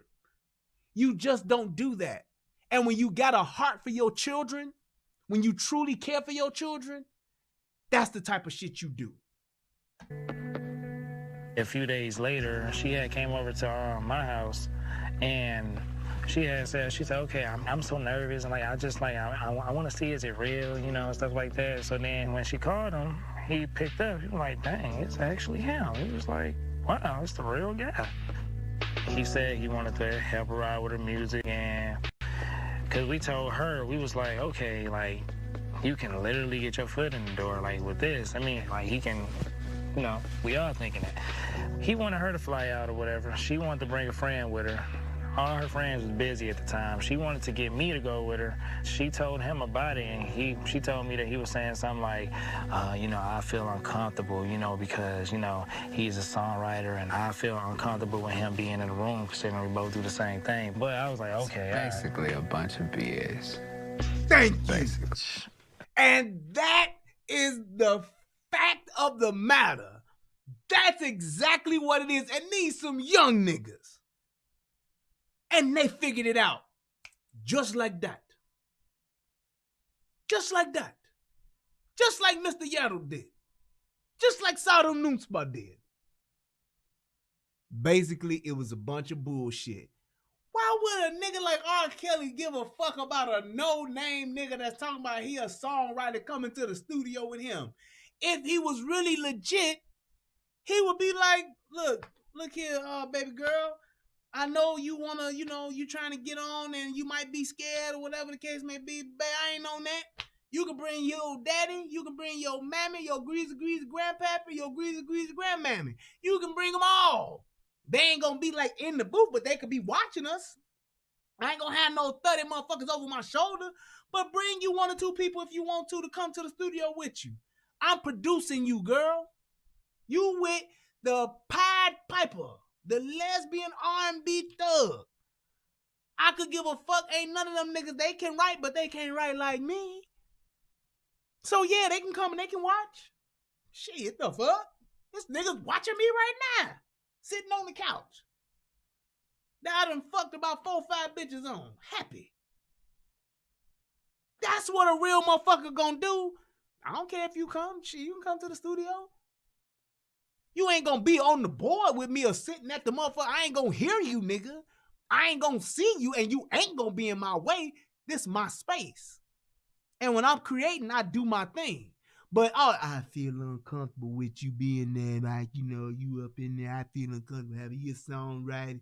He do what I do, and I don't want. Okay, fine. Glass motherfucking room, nigga. You can't hear shit, but you can see the shit. You can see I ain't choking the bitch or fucking the bitch. You can see that. That's all you need. She wound up having to go by herself. She went to Oklahoma. After she had, came back from Oklahoma, because we picked her up from the airport, and she told me, like, she went to the show, and after that, he wanted her to go back to the hotel. Do you see? Instantly, I got this bitch by myself. I'm trying to fuck. Any man gonna do that. You ain't gonna fly no young girl across the fucking country from Atlanta to motherfucking Oakland, and the first thing out your mouth is, yeah, come on to the show and then we gonna go back to the hotel.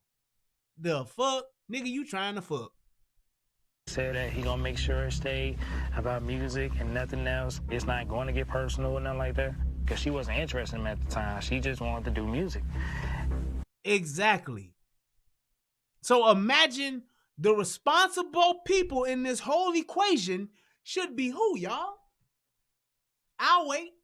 The songwriter and the the music producer and the songwriter that already said this nigga was on bullshit, should they be the responsible party here? Nope. Should the enamored young 16, 17-year-old girl, should she be the responsible party here? Nope. Should R. Kelly be the responsible motherfucker here? The nigga that's been fucking his sister since he was 7 years old? Do you expect him to be the responsible party here? Nope. How about the two people that created and gave birth and raised this little girl? Should they be the responsible party here? I think so. The parents are supposed to be like, bitch, you ain't about to fly on no plane by yourself to go with R. Kelly out in fucking Oakland for some show and the studio. Have you lost your motherfucking mind? Matter of fact, get that whole ass nigga on the phone, because I resent the fact that he tried to get your motherfucking young ass on the plane to come out to wherever the fuck he at to perform. Nigga, are you out your fucking mind? You would think that would be the last thing he would want to do if he's trying to make sure that don't nobody accuse him of sleeping with no underage girl, because that ain't what he do, right? And that's the exact thing that he tries to do. Fuck out my face on the internet. No parents should have japped out right then and there, but you know what? They didn't. You know why? Because they wanted the bag. And you know what they did? They put their little girl on a fucking plane. There you go. They didn't even motherfucking drop off or pick up. Them niggas did. Where the fuck her parents at? And then she said he came to the door and he wanted her to sleep with him.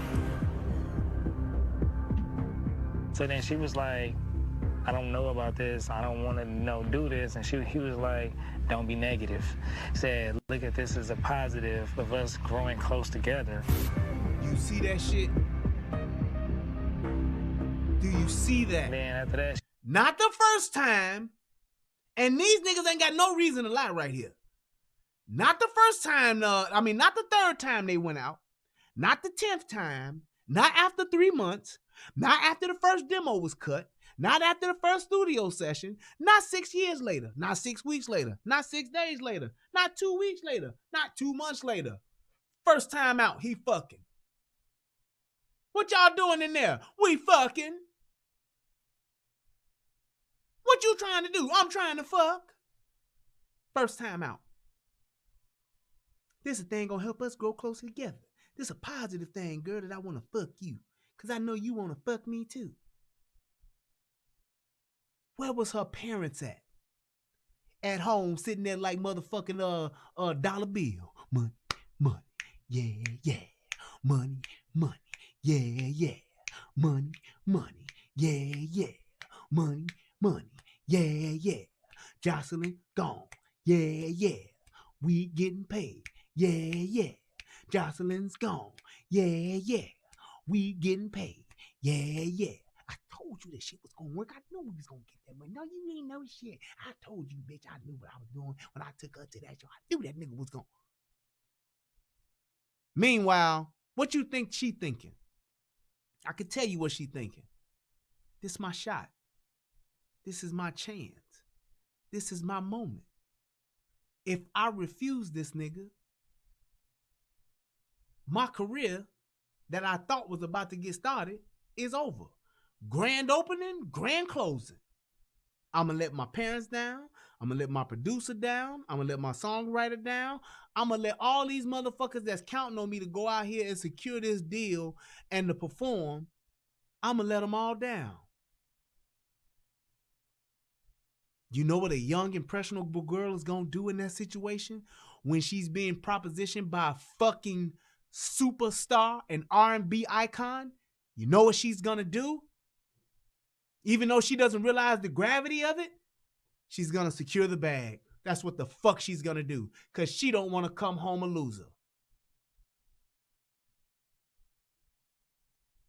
Ain't shit parents. She pretty much kind of gave in from there.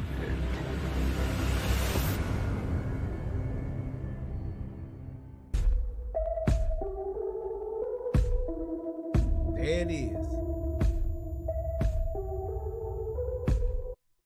Continues to see R. Kelly, but does not tell her family. 1, we go to my room of fun. 2, I'm gonna lie to you. 3, you gonna be with me. 4, I'm gonna get some more. 5, I'm gonna stay alive. 6, and you're gonna get this dick. 7, you're gonna keep me off in heaven. 8, your ass is going home late. 9, girl, your young ass is fine. 10, we're gonna do this again and again. 11, don't tell your parents shit. 12, you know your parents ain't shit. 13, girl, you gonna be hurting, 'cause I'm grown as fuck. 15, that's how old I like you to be. 16, it's still alright with me. 17, now just wait a minute, getting a little too old. 18, hey bitch, you old as fuck. 19, get the fuck out my truck. 20, don't you have a younger sister, girl? Tell me I ain't lying. That's what the fuck the game is. That's what a predator-ass nigga like this is gonna do. Why? Because he was preyed upon the same damn way. That's why your parents gotta be there. That's why they should have been there. That's why there should never have been a bring our girls home, because you should have been your ass with your girls. Joyce and her parents, Tim and Jonathan, did not know that she was flying back and forth. She would make excuses and say that she going to, film for, like, be an extra in this show or go to a modeling little event. She let me know everything that was going on. Joycelyn's best friend, also songwriter, had told my dad that Joycelyn was messing with Robert. At first, Joycelyn, she didn't want to really say nothing, but somehow my dad kept asking her, and she finally said, yes, I did do something sexual with Robert. Look, man, you see, this is what pisses me off. dude, there are some things. Why does the producer, why would the songwriter lie, Joycelyn? Why the fuck would he, what the fuck does he have to gain lying? This is your songwriter. He's some kind of friend to you. And if anything, at the very least, he wants to fuck you and ain't gonna fuck that up. So the fact that he's telling me that, knowing that it's gonna fuck up your relationship, it does nothing but fortifies the truth in what he's saying. Because I guarantee you both of them niggas wanted to fuck her. I'm just saying. Why you gonna try to act like, well, you gotta tell me now, girl, would you do something, girl? Did you do something? Did you smoke with her? Did you do something sexual with it? How many times you gotta ask me? You know what the fuck happened. She was flying back and forth. She ain't at your house. Where the fuck you think she at?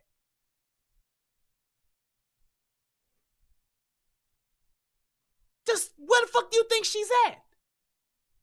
She's not at your house. She's not at home. She's gone for days. This ain't no, oh, I'm gonna fly out here and come back in 2 hours. We on a private jet. No, this bitch getting Delta Airlines and shit like that booked, and she gone for days. Where the fuck you think she at? You ain't heard song the first, you ain't got album the second, ain't seen nan contract, ain't seen nan piece of a check. Where you think she at and what you think she doing? And the fake ass Jimmy Jam and Terry Lewis, they sitting back like this. They got the motherfucking, that's the Vera shot in motherfucking Harlem Nights, like what the fuck we doing? Like, we ain't seen this bitch.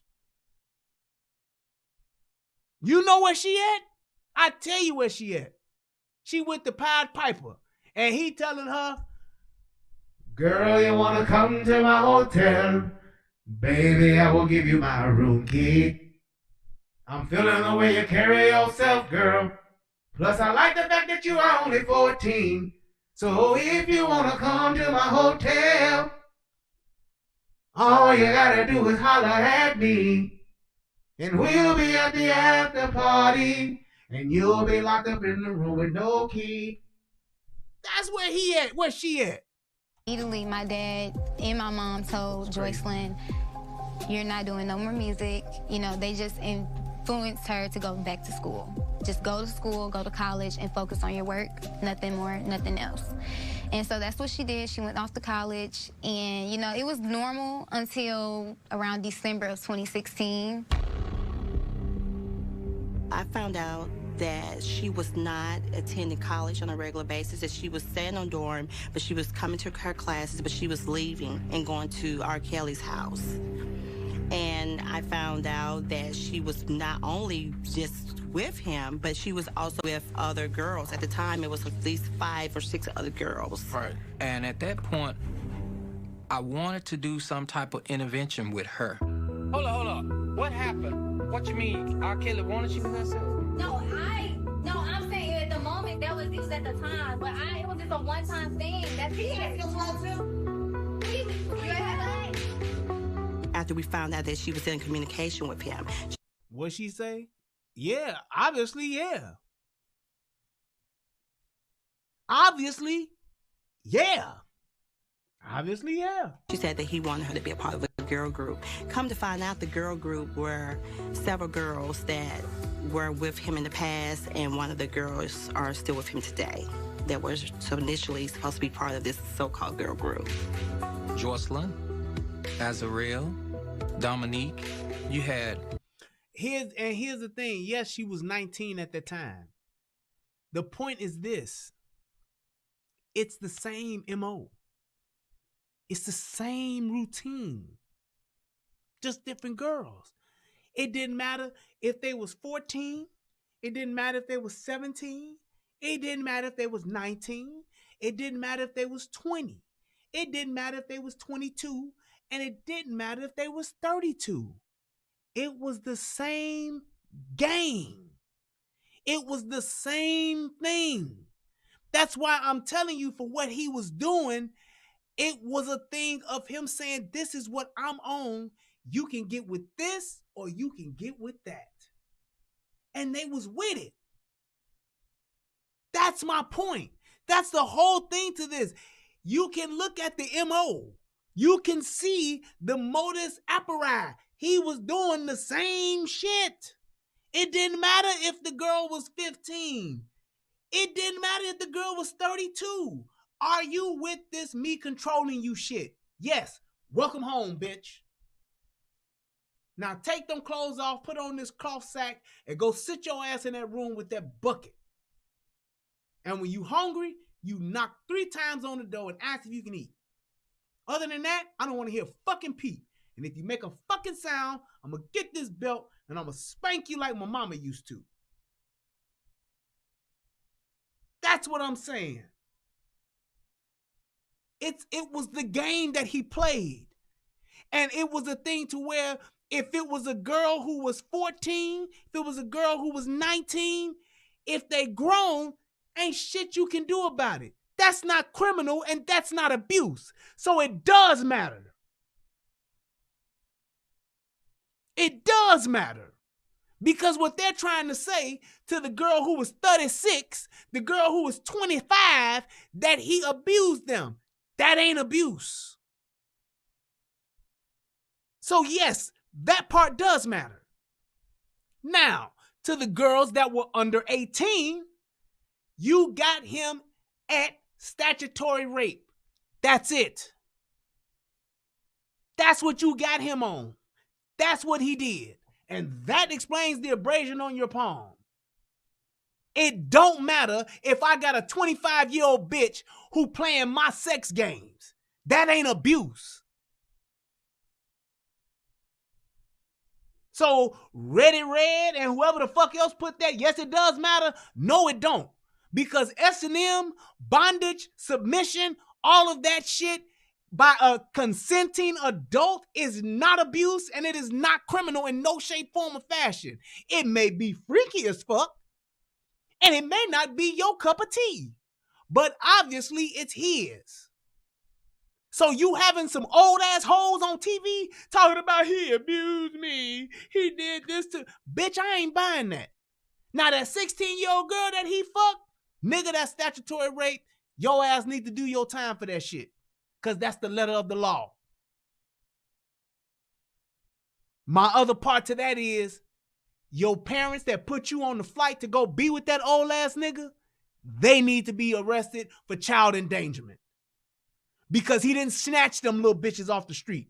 He didn't trap them and drug them and drag them off into a white van and ride around into some motherfucking cave to have his way with them. He didn't take them out into the woods and motherfucking molest them and rape them for 6 weeks in some cabin house. He didn't do that. That's my point with this. So all you motherfuckers that's watching this thinking, oh, he defending R. Kelly. No, I'm not.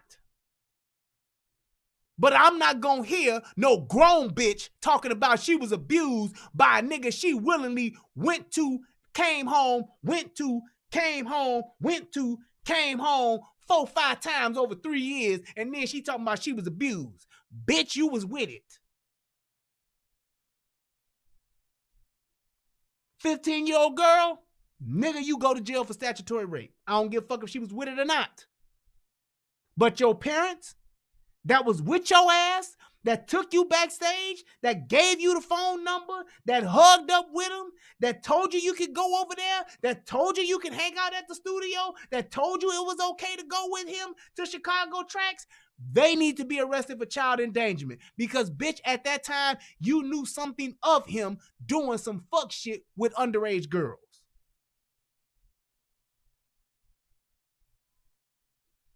That's all I'm saying. Okay, I see you then, Ready Red. It was somebody else that said that shit too. And my point is this.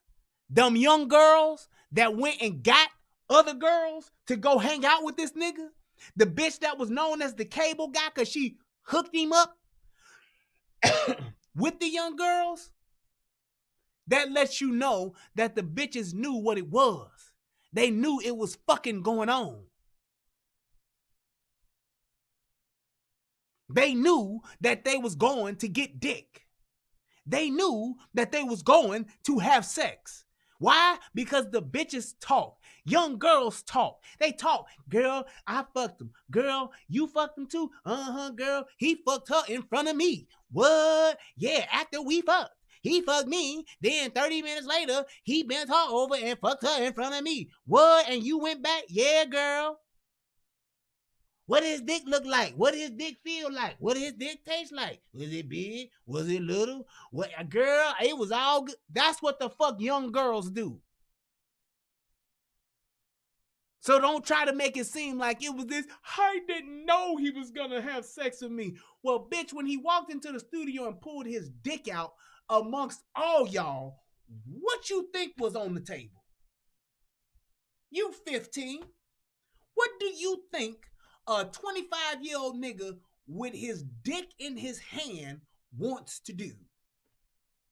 I'll wait. And why would you stay? Oh, wait, did he grab you and force you down? No. Did he make you stay? No. Did he tell you that you couldn't leave? No. Why did you stay? I don't know. He was R. Kelly. Okay. Is that right? Nope. Is R. Kelly wrong as fuck? Yup. But there's something to be said about the parents of a child. Do you realize that if you don't feed your kid, you have a child and you don't feed your kid, you starve that kid, that's child endangerment? That's abuse. Your ass will go to jail for that shit. Do you realize that if you beat your kid, you leave some webs and bruises? That's physical abuse of a child. And your ass will go to jail? Well, how about if you send your kid on a fucking airplane, drop your kid off at a studio with a grown-ass man, and your kid ain't been home in days? Shouldn't that be child endangerment? You tell me. Multiple girls that were supposed to be a part of a girl group. R. Kelly does make promises to the girls that he gets involved with. He seeks mostly the girls that are looking to be in the entertainment industry. She ended up getting very mad, very defensive, and it was just like seeing her like that was just like, Joycelyn. She ended up getting what's going on, Joycelyn? I'm ready to go. Like, why am I still on? Why are we still here? Her. Click that like button, y'all. I got 329 people watching and 183 likes. Click the like button for your boy. Come on here now. Jesus. All this good ass commentary I'm giving y'all, y'all can't click that like button. Click that like button now, player. There we go. Get them numbers up. I should be at least about 250. Appearance change. You know, she cut her hair off. Thank you. She'll wear sweatpants. She started losing weight.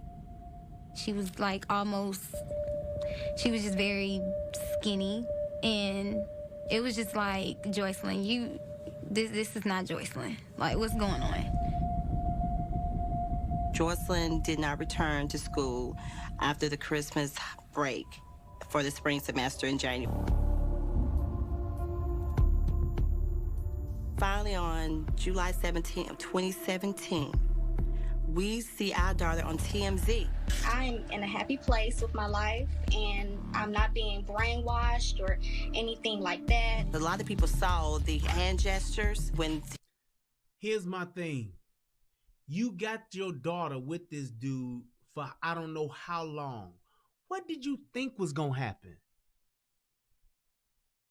Just listen to that. She's been with him all this time. What did you think was gonna happen?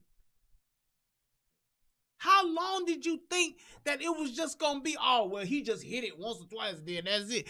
A young girl like that at 17, 18, 19 years old, getting taken care of with a fucking superstar, getting all of her wants and needs satisfied. You want a bag, we buy you 4. You want shoes, we get you 3 pairs. You want a dress, we'll buy he's spending bread on her. Hell, there's some of y'all that's 40 that'll go and be with that nigga if he buying all the shit that you want. And And I found out that she was not only just with him, but she was also with other girls. At the time, it was at least 5 or 6 other girls. Right. And at that point, I wanted to do some type of intervention with her. Hold on. What happened? What you mean? R. Kelly wanted you with herself? No. What you mean? R. Kelly wanted you with herself? No, Hold on, I'll be right back, y'all. No, I'm saying at the moment it was at the time, but it was just a one-time thing. That's it. After we found out that she was in communication with him, she said that he wanted her to be a part of a girl group. Come to find out, the girl group were several girls that were with him in the past, and one of the girls are still with him today that was initially supposed to be part of this so-called girl group. Jocelyn, Azarel, Dominique, you had multiple girls that were supposed to be a part of a girl group. R. Kelly does make promises to the girls that he gets involved with. He sees mostly the girls that are looking to be in the entertainment industry. She ended up getting very mad, very defensive, and it was just like seeing her like that was just like, Joycelyn, what's going on, Joycelyn? I'm ready to go. Like, why I'm still on? Do you hear what they arguing about? And do you hear, oh damn, I ain't got the camera back on. Do you hear what they arguing about and what the issue is? No pleading for your daughter, no, hey, let's figure this out. Do you need help, counseling? None of that. Why are we still here? Her appearance changed. You know, she cut her hair off. You know, she'll wear sweatpants. She started losing weight. She was like she was just very skinny, and it was just like, Joycelyn, this is not Joycelyn. Like, what's going on? Joycelyn did not return to school after the Christmas break for the spring semester in January. I mean, don't y'all find it odd how this nigga, her daddy, ain't saying shit? He is a man of few words and no action. That shit is weird as fuck to me, man. She said, I'm not leaving my husband for Kels. Genuine maybe. See that? You see? See what I mean, Lanisha? She said, genuine maybe. I'm going to think about it. He'll at least get me out for dinner. Genuine at least going to get dinner out the deal. Finally, on July 17th of 2017, we see our daughter on TMZ. I'm in a happy place with my life, and I'm not being brainwashed or anything like that. A lot of people saw the hand gestures when he was cutting her off and she could barely answer the questions correctly. Are you currently in Georgia, or where are you? I'm not, no, I'm not. Are you with other roommates, or are you free to go? Tell me what, I mean, you know what? I'm going to be fair. Mothers and fathers, because I was about to task fathers with this. Mothers and fathers. Tell me this. Is there any way possible that if you knew that your daughter could be at R. Kelly's house in Georgia, at R. Kelly's house in Olympia Fields, at R. Kelly's house in California, wherever the fuck R. Kelly got houses at, because you can find that shit out easily. Is there anything that would keep you from showing the fuck up and you ain't seen your daughter in 6 months? And in the 6-month time frame, you see her on TMZ and she's sounding weird as fuck. Is there anything that would keep you from pulling up at any of that niggas' houses? You ain't seen your daughter in 6 months, and the first time you see her, ain't heard from her in 6 months, and the first time you see or hear from her, she's on TMZ. Not FaceTime, not Skype. She's on TMZ, and she sounds weird than a motherfucker. She don't seem like your daughter. Tell me what mother or what father ain't gonna pull up. Tell me what motherfucker parent ain't gonna pull up. I'll tell you what parent ain't gonna pull up. One that done made a deal. even though the deal went sour, even though the deal was partial paid, wasn't paid at all, kind of paid, was going to still maybe get paid, could possibly get paid. If you made a deal, that's what'll keep your ass from pulling the fuck up. I see that video, I'd be like, I'm out. I'm on the next thing smoking. Plane, train, or automobile, megabus or Greyhound. I'm on my way to where this nigga at. Know from where you are? No, I want to speak on that as well. The very next day, they came out with another second interview in the park, and she came out with a whole nother statement. Hi, this is Joycelyn Savage, and I would like to direct this message to my family. I am happy where I'm at and the people that I'm around. I love you to death, but I need you to understand me. Back in August of 2017, I got a phone call from Tim Savage, and then he started to detail to me the allegations that he had made against Robert Sylvester Kelly. And of course, I was shocked and appalled. And August 4th, 2017, we had our initial press conference where we outlined that he'd hired a legal team to help reunite with his daughter. Stockholm Syndrome. Brainwashed. She's brainwashed to the point where she's not the same Joycelyn that we knew. It kind of started a media frenzy with his fans. People started accusing us of selling her to him and all of that. We was all alone. It was hard. It was terrifying. People said a lot of negative things about my parents. Some people even sent... Let me tell you something. I want anybody that's in the hood, from the hood, has lived in the hood, know some real people in the hood. You take one of these two people that's in the hood. You take either the top drug dealer or the top gangbanger in your hood. Picture that person in your mind. The top drug dealer or the top gangbanger in your neighborhood. Though for those of my people that are from the hood. You take those two people and you tell me what them niggas would do if they daughter did this shit right here. Just think about that. Take the number one nigga that the coldest drug dealer in your neighborhood of all time, the GOAT, and the GOAT of gang banging in your hood.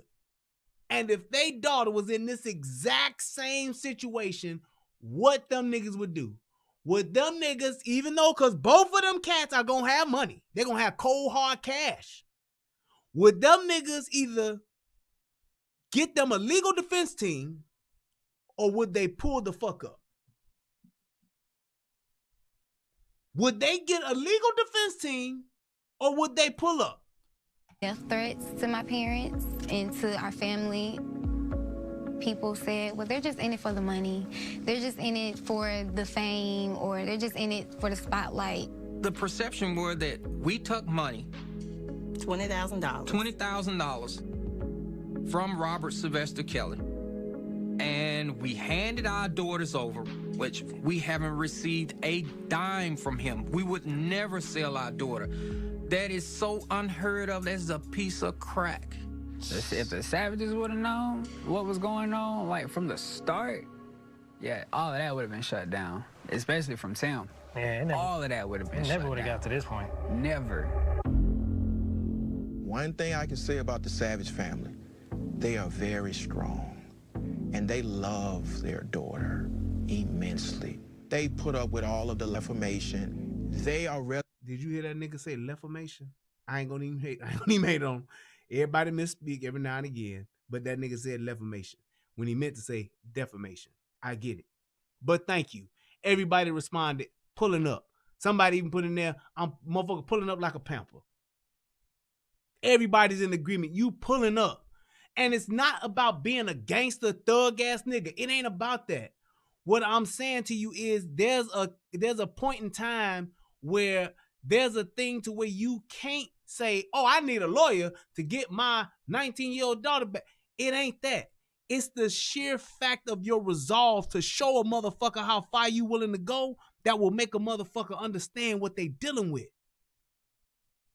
When a nigga see you willing to go just as far or further than them, There's a different level of respect and acknowledgement that comes with that. And if this is for your daughter, nigga, you gonna die anyway. If you ain't gonna die for your daughter, what the fuck are you here for? What the fuck are you living for? Your legacy is everything. This what you gonna be remembered as? Really? I'm gonna get a team of lawyers and we gonna take Robert Sylvester Kelly down. Yeah. How's that working out for you? Resolute in getting contact with their daughter, no matter what. And all I'm saying is this. If you got a drug dealer and a gangbanger willing to pull up, you know what they gonna do. All I'm saying is as a father, nigga, you pull up. All I'm saying as a mother, nigga, you pull up. Sit outside that motherfucker's house. And when the police come, sir, we want you to move. Hey, man, this nigga got my daughter, pimp. I ain't going no motherfucking well. Let's see the arrest records of you sitting out and squatting in front of this nigga's house or across the street or standing in the street with a fucking sign saying R. Kelly has my daughter. Let's see that at least. You ain't got to throw hands. You ain't got to grab the pistol and go shoot a motherfucker. I get it. That ain't in everybody. But if motherfuckers can walk up and down the street talking about mute R. Kelly, I'm quite sure motherfuckers can walk up and down the street saying, hey, bring Joycelyn Savage to the front door. Go in front of Chicago tracks. Go in front of the house in Olympia Fields. Go to the house in motherfucking Atlanta, Georgia. And I know to the dumbass right now that's saying, well, he ain't know where he live. He don't know where R. Kelly live. Motherfucker, it's public information. Hell, R. Kelly's house got broken into during this time, and that shit was all over social media because it was some other niggas he didn't pay that he owed money to. You know what them niggas did? They went to his fucking crib when he wasn't there, and they took everything fucking in it. They got paid. Why can't you go get your daughter? Why for you can't go get your daughter? Be sitting outside Chicago tracks. Be sitting outside of Trump Tower. He gonna pull up. He gonna walk to McDonald's. Everybody know that. Google the shit. Thank you. Ask around. The internet's your friend. Somebody knows this nigga address. What it takes within the bounds of the law. Joycelyn knew that her granddad had passed, and she still could not come because of the control issue from Robert Sylvester Kelly. The Joycelyn that I knew would definitely want to come to her granddaddy's funeral. And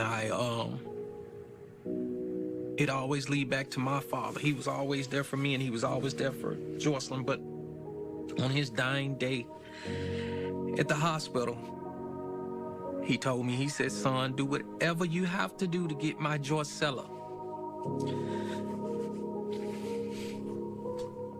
back home. And I promised him that. And I was the last person to touch that casket, and I promised my father that I would do whatever it takes to get Joycelyn out of this situation and to get these other young ladies free. Not Nan Tiffel. Not Nan Tiffel. Just saying. Not Nan Tiffel. And shout out to my man Brass Man Taker for donating $250 to your boy. That's what's up. Shout out to Kim Marsh, sent your boy $5. And shout out to Steven, Steven W, sent your boy $10. That's what's up. Thank you for hitting your boy up on the Cash App. And then I believe somebody hit your boy up on the PayPal. Let me see here. Yes, sir. Abel Jones hit your boy off with $5. That's what's up.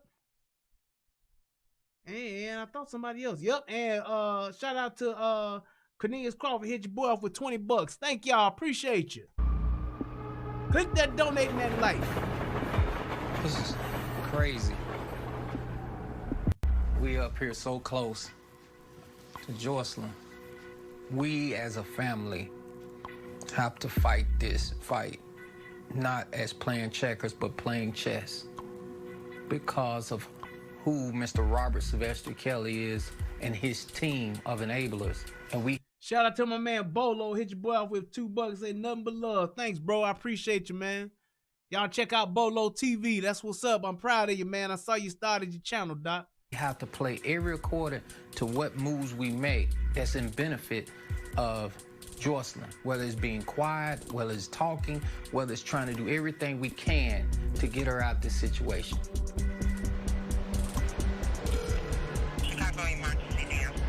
Hi, I would like to do a well-being check on my oldest sister. Okay, what's the address? It's the Trump Towers residency side. Okay, and what's going on with your sister? I heard some disturbing news about my sister, and I just want to know if she's okay. I know I haven't seen her in over 3 years, but, you know, I heard that she's been abused, and she's not well right now.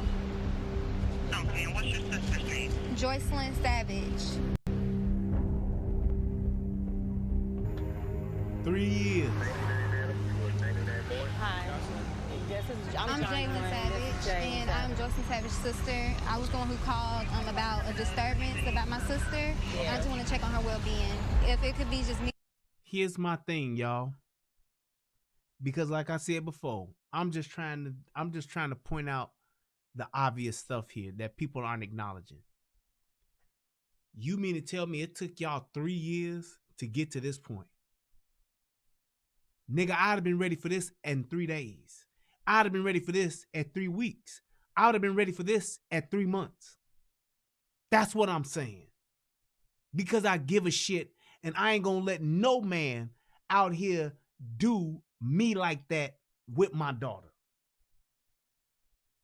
That's all I'm saying. So now, 3 years, it took 3 years, camera crew, documentary series to get to this point. I just can't ride with that. I don't feel sorry for them as parents for that.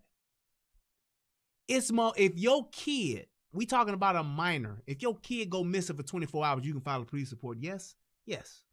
They tell you we don't file police reports so your child's missing 24 hours. Hell, but they'll issue an Amber Alert after like 2 hours or some shit like that. I don't know. They'll issue an Amber Alert like a motherfucker. Here's my thing. It took 3 years, a camera crew for a documentary series to get them to this point to where they're showing up with the police and a team of lawyers.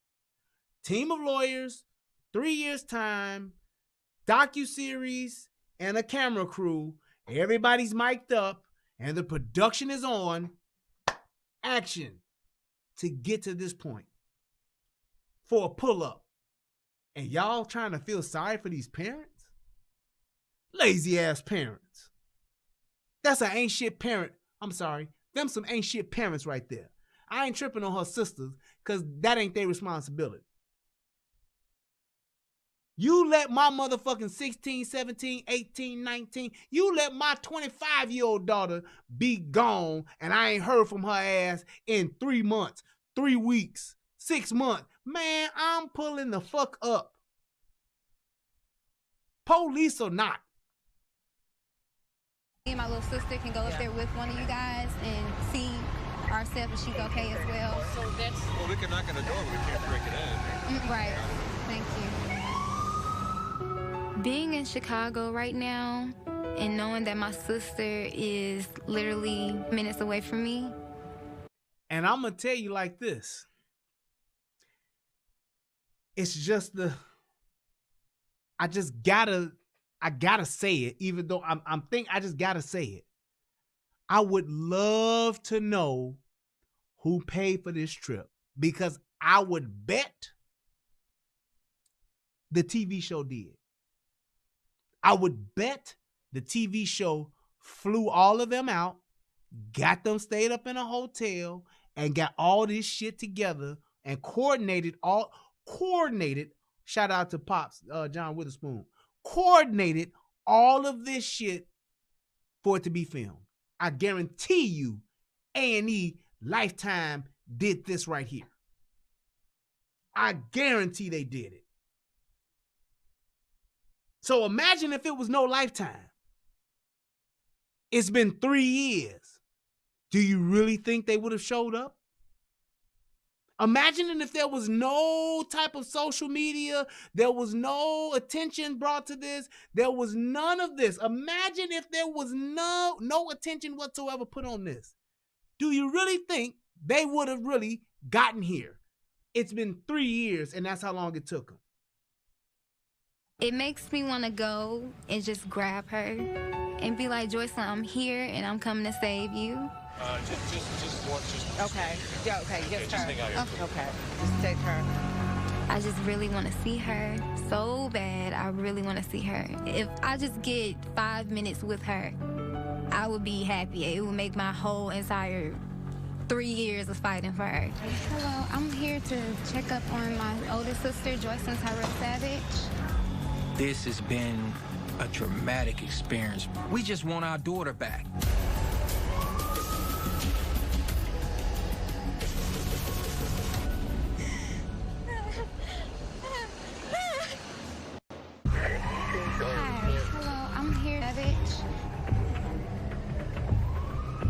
This has been a traumatic experience for me and my family. We haven't seen her since the year 2016.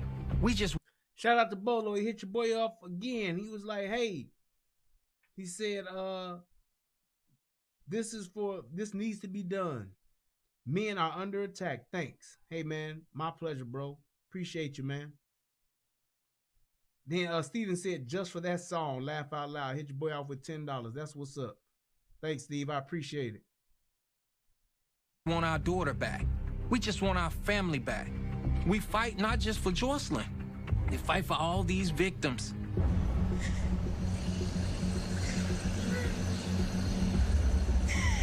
She's not here. She's not here. I know she's here. He said he heard that from the resident. I'm missing her. I want to see her. Yeah, we only want to see her. It's like... Do y'all hear how fucking fake this shit sounds? She just went from crying to saying, I need her, I miss her, I want to see her. And I'm okay with that because she's 16, 17, she's a young girl. I get it. I get the fake bullshit. That ain't her job. That ain't her responsibility. But what about these parents though? Like, we don't know, by us, other people telling us they're not there. Does that really look like a parent, a father that's really like pissed the fuck off he ain't seen his daughter in 3 years? Men, is that how y'all would be? Is that how you would be carrying yourself? Is that how you would be behaving? With this dumbass look. You know what he looked like? He looked like Dylon ass was looking in Making the Band. That nigga look just like Dylon. We're not hearing this directly from her. We're hearing from other people that she's not here. Or, you know, anything. That's why we're fighting so hard. Continue to fight until we see Joycelyn. Right. You know, and make sure that Joycelyn come home safe and sound. Heavenly Father, we come to you today. Our prayers are not being answered, but we know that you are in control of everything, oh Heavenly Father. In due time, in due season, you will have Joycelyn back with us. In Jesus' name, we give the name. Amen. Thank you. Ooh, love you. Love y'all. I don't know what verse it is, but the Lord told me, faith without works is dead. So you can stand your dumb ass there praying all you want. Without no work, it's dead. And they ain't say faith without work of the TV network. No, he just said faith without works is dead. That's what I'm saying. All of that shit, you praying for what? You ain't did nothing. You ain't went no damn well. You done got flown out to Chicago, probably ate good, slept good, nice hotel, had the TV network, took care of you, treated you real nice, accommodated your ass, mic'd you up. You shot a scene like it was a fucking movie or afternoon special or some shit, and that's what you did. You moved on to the next scene. Seriously. The only prayer that you would have heard coming from my mouth would have been the prayer that Stephen said in Django. Sweet baby Jesus, please let me get up so I can kill this nigga. That's the only prayer I'm praying. I ain't seen my daughter in 3 years. Sweet baby Jesus, please let me get up and kill this nigga. It's gonna always be a Candyland. Nigga, it's gonna always be a Rockland. Okay, nigga. I decided to share my story because I heard the parents. I heard from the Savages. I heard from the Clarys. And when you're young, like I was, I have a lot in common with Azrael. She was 17. I was 17. She was 17. She's a phenomenal singer. She was sexy.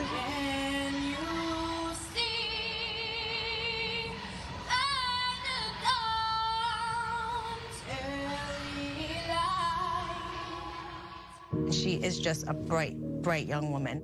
When you watch her videos when she was young, she was so vivacious. Like, you know, like she had the light in her eyes. And now she's so grown. And I really came out for her and Joy. The thing that the Observer, Melanin, the thing that you have to realize too with all of these young girls, the fact that they're not stars, but they are living like stars matters. Fake it till you make it. I may have shot for if I shoot for the moon, if I fall short, I land in the clouds.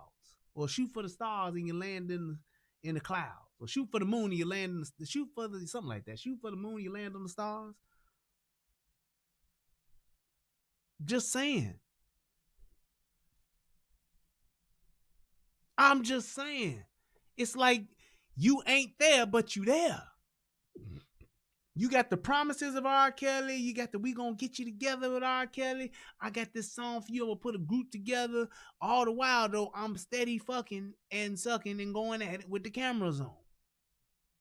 That's what you're doing. Any young girl is gonna be subjected and gonna be real impressionable to fall for that shit. That's why you have parents. That's why you have mothers and fathers.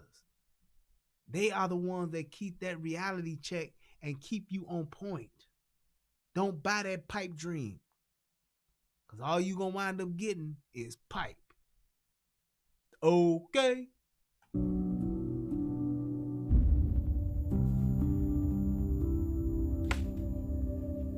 Our daughter met R. Kelly at a concert in Orlando. She was 17. Azrael was 17. I mean, I miss my daughter beyond words. It's unimaginable. Like, no one can know this. When you have a child that's lost and passed away, you know they're gone. Like, you're never going to see them again. But this is a little bit different because I know she's somewhere. It's just that I'm not talking to her because he won't allow her to talk to me or whatever. It's heartbreaking.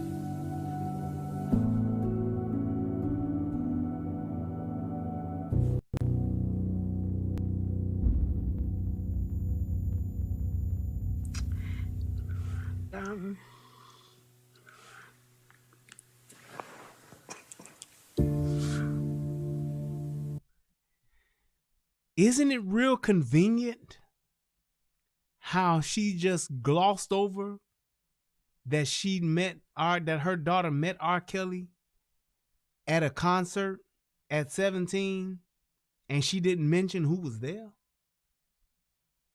Isn't that odd to you? Wouldn't that story be like, yeah, my daughter was 17, her and 4 of her friends, or her and 3 of her friends, they brought front row tickets to go see R. Kelly, and somehow they met him, they was able to meet him, they got called backstage. Wouldn't that be a part of the story as opposed to just saying they met at a concert? Because we know Jocelyn, her daddy took her to that concert and got her backstage. If y'all didn't know that, I'm just saying. Yeah. Duh-huh. Your daddy take you to a concert, R. Kelly concert, and get you backstage. I wonder how.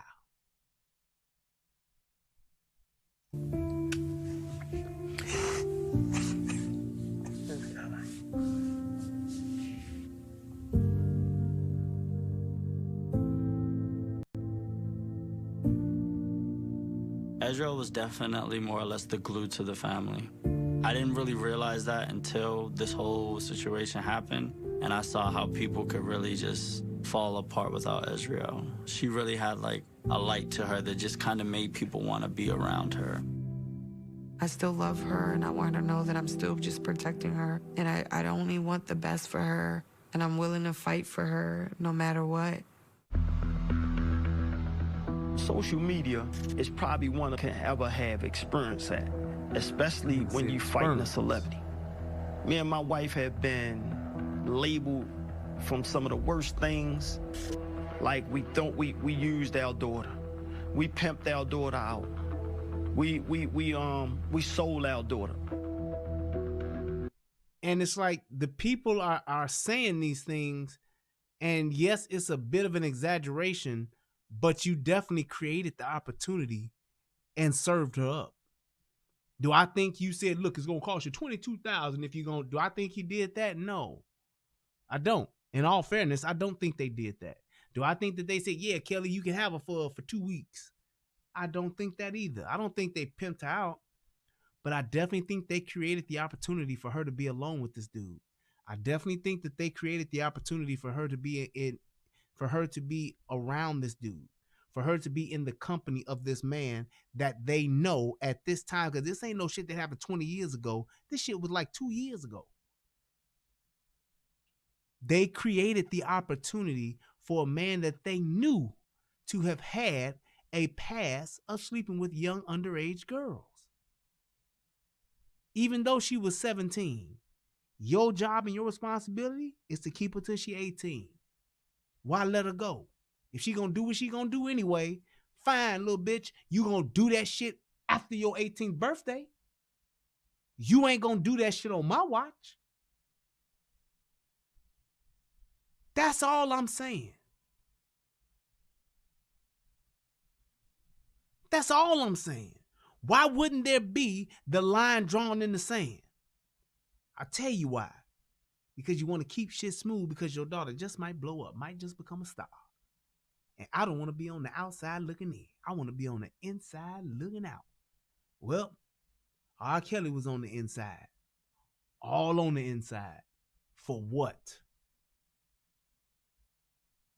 Because you wanted to take her to a concert? You wanted to let her fly to Orlando to be with this nigga? What kind of parent does that? When I see people blaming my parents, I feel like people just are looking at it from a very small window and just giving their naive judgment and, you know, their opinion. My family fought for Ezreal, and I mean really fought. I remember the Mute R. Kelly fan page was getting a lot of his concerts shut down. My mom hit me up and she was like, you know, there might be this concert in Tampa. You know, they say that it's actually coming. I'll tell you how daddy ain't shit, Alfonso. That's a great question. Daddy ain't shit because daddy allowed his daughter, first of all, to be with this dude. They put her on a plane to go be with R. Kelly. Why would you do that with your daughter, Alfonso Washington? Answer that question for me, sir. Would you put your daughter, whether you paid for it or whether R. Kelly paid for it, would you allow your 17-year-old daughter right now, today, 2 years ago, 2 months ago, 20 years ago, get on an airplane with R. Kelly?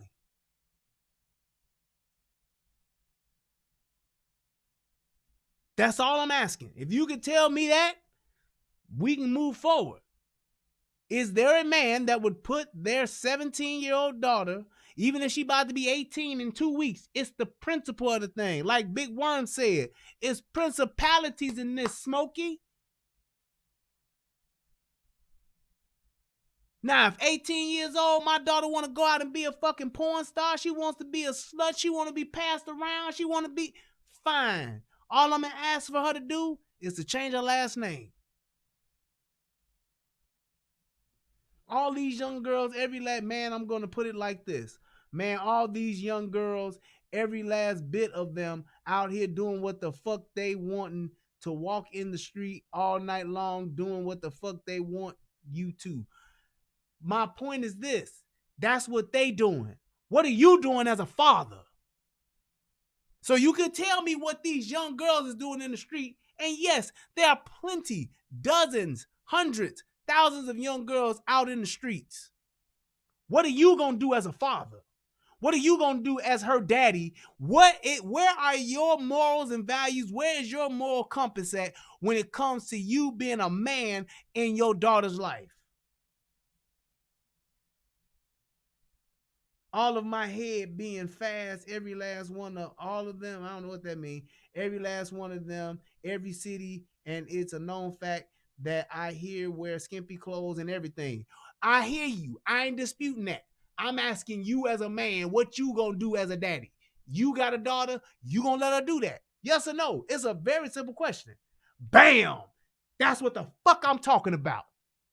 My daughter is at home in the bed and ready to go to school. You supposed to have this conversation early in life with your daughter and what you supposed to do as well, I guess he say part, but I'm sure that means as a parent. Fucking exactly, Alfonso. That's why I said her daddy ain't shit. That's why I say these daddies are some ain't shit parents, because they letting their daughters do whatever the fuck they want to do. Like her little sister dressed up like a grown-ass slut. That's what the fuck the problem is. You saw Joycelyn's little sister? She looked like a little slut dressed up like that. A bunch of fucking makeup, a big-ass fucking lace front wig, a shit ton of shit on her face, and a tight little skimpy little dress thing on with her titties pushed up.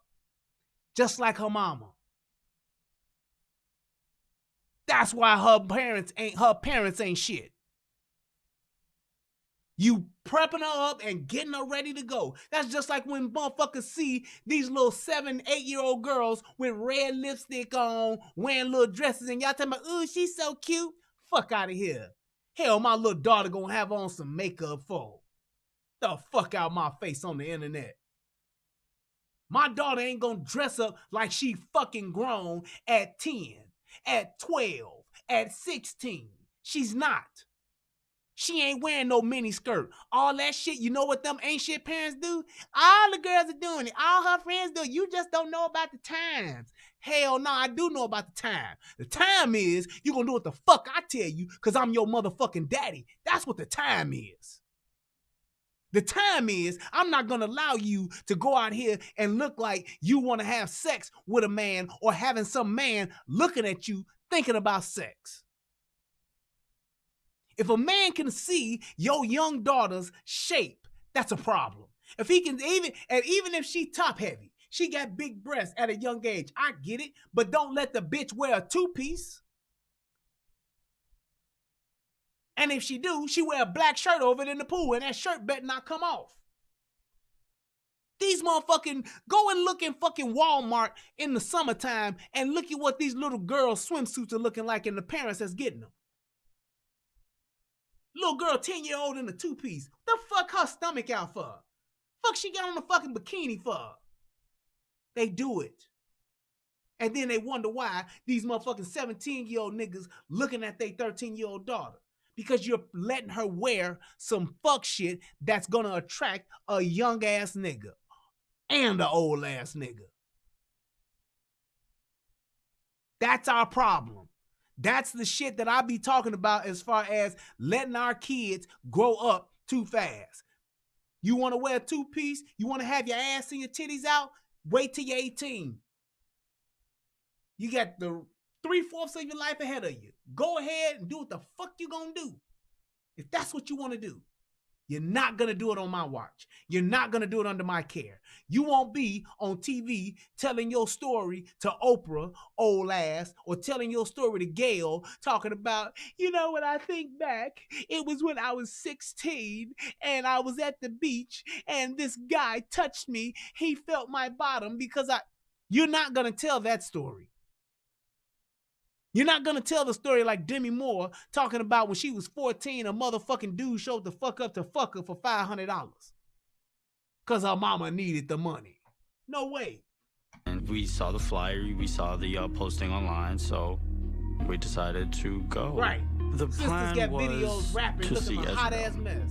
At the time of the concert, it had been 3 or 4 years since she's seen Ezreal. So I was very nervous, you know. I didn't want to see my sister or like be looking really crazy or like really rough or like bruised or anything like that. So I was really just scared for that most part. And great point, Lynn Chill. What about the media? Teen mom, 15 and pregnant. I'm gonna tell you about the media. The media has always been the media. The media has always been the media. You know what the problem is? It's what about the parents? The parents are the gatekeepers, mainly the father. Mainly the father. I can clearly remember me being, what year did Boys in the Hood come out?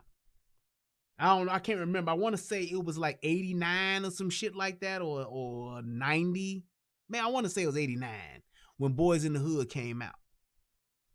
My parents, my mother and my father would not let me go see Boys in the Hood with my friends. 1990, perfect. They wouldn't let me go see Boys in the Hood with my friends. In 1990, I graduated from elementary school in 88. So that means I was like 13. So 89, I was 14. I may have been 15 years. I wasn't driving. So I was either 14 or 15 years old when Boys in the Hood came out. All of my friends got together and got on a bus and rode up to Evergreen Plaza to go see Boys in the Hood. I could not go. Pissed the fuck off. I was pissed to the highest of pisstivity. I didn't understand why my mama wouldn't let me go. She said, no, you need to go see that with your daddy. That's who can take you. You ain't going with your friends. Now, had heard rumors about the show getting shot up. The gangbangers went to the movies and they got to fighting and all. It wasn't shot up. It was fighting back then. No, 90s niggas was shooting. It was wilding out. They was shooting and fighting at the shows, whatever. The gangbangers was getting into it. Had to go with my daddy. Daddy took me to the movies. I went to go see it so I could at least talk to my friends and shit about it. It was maybe a week later, a few days or that later that week, because they went on the weekend. So it was maybe that week later, that next week. Went to go see it. You know what my daddy did after we saw the movie? He talked to me about the shit that went on in the movie. He talked to me about the shit that went on in the movie, about how Doughboy was the nigga that even though he had a fucked up childhood and shit, Doughboy still chose to do the shit that he did. You don't have to be in a gang. You don't have to gangbang. You saw the difference between Doughboy and Ricky. Doughboy may not have been a great football player, but Doughboy could have been smart with books. Doughboy could have got a trade. Doughboy could have got a job. There was other shit for him to do. Doughboy, even though he was in a fucked up situation, he continuously made choices to go down that path. He brought some relativity and reality to the shit of what I was at that time in my life, and he made it relevant to what the movie was about. Going to college, getting your shit together, playing sports or whatever the case may be, staying away from fuck shit. Just like back in the day in the 50s and the 60s, what was the big craze? Rock and roll. All the parents said it was the devil music. They didn't let that shit get played in their house. What did the kids do? They had to go out and get that. Shit didn't come into the home. Daddies kept it out the house. That's my point. That's what parents do. All the shit that the media can put out there, all the shit that you can hear on the radio, all the fuck shit you can see at the movies and all that shit, your daddy was the one to say, hey, look, that shit you just saw on TV, that ain't real, nigga. That's TV. That shit you just saw at the movies, that's a movie. That's not real life. That's the difference. That's what a father does. He gives you that reality. Yeah, you can see the fantasy shit on TV. Oh, look, that shit was so cool the way that guy did this. Oh, man, that shit was so tight the way he did that. That's why everybody back in that time didn't think, I'm going to be a basketball player. I ain't going to do nothing but play football. Or I'm just going to be a singer. Or I'm just going to be a rapper. Yeah, there were people that did it. But the majority of the people did what? They got careers. They had families. They raised their children. They were wives. They were mothers. They were fathers. They were husbands. Because their daddies and their mamas told them what was real and what wasn't. So that's the difference between the media then and the media now. The media still on fuck shit, will always be on fuck shit because the media is controlled by a certain group of people and they influence society. It's the parents that say this shit is right or that shit is wrong. It's a sexy ass, chocolate ass nigga on YouTube telling motherfuckers what an ain't shit parent is. It's a motherfucking nigga on YouTube that's funny and entertaining like a motherfucker that's saying, hey, look, how come ain't nobody talking about this mama? How come ain't nobody talking about this daddy? Why it take 3 years for these motherfuckers to even show up or pull up to where R. Kelly might be? That's what it is. And click that like button. Let's get up to at least 250 likes. We got 352 people watching, y'all. Let's get to 250 likes. Let's do this. When we got there, we watched, the entire performance. Azriel was on Azriel. I just really felt like, happy. I wanted to just go up there, give her a hug, and talk to her, but obviously that wasn't gonna happen. How my mom got on the stage is truly beyond me. All I know is they had a section on the front where, I guess it was only women that was allowed in there. And she got in there, and then once she got in there, the next thing I know, she was getting called on stage. I guess they were trying to pull, super fans on the stage. So if you're up there and everyone else is singing all the words to the song and dancing and you're not, you kind of look suspicious. So she definitely tried to blend in, and wiggle her way closer to the side of the stage where Azriel was at. She's on stage, Azriel's on stage. Only thing between her and her daughter is a couple of security guards. There's no book on, to tell you how to, confront your daughter. You haven't seen her for years. You kind of just got to feel the emotion and act upon it.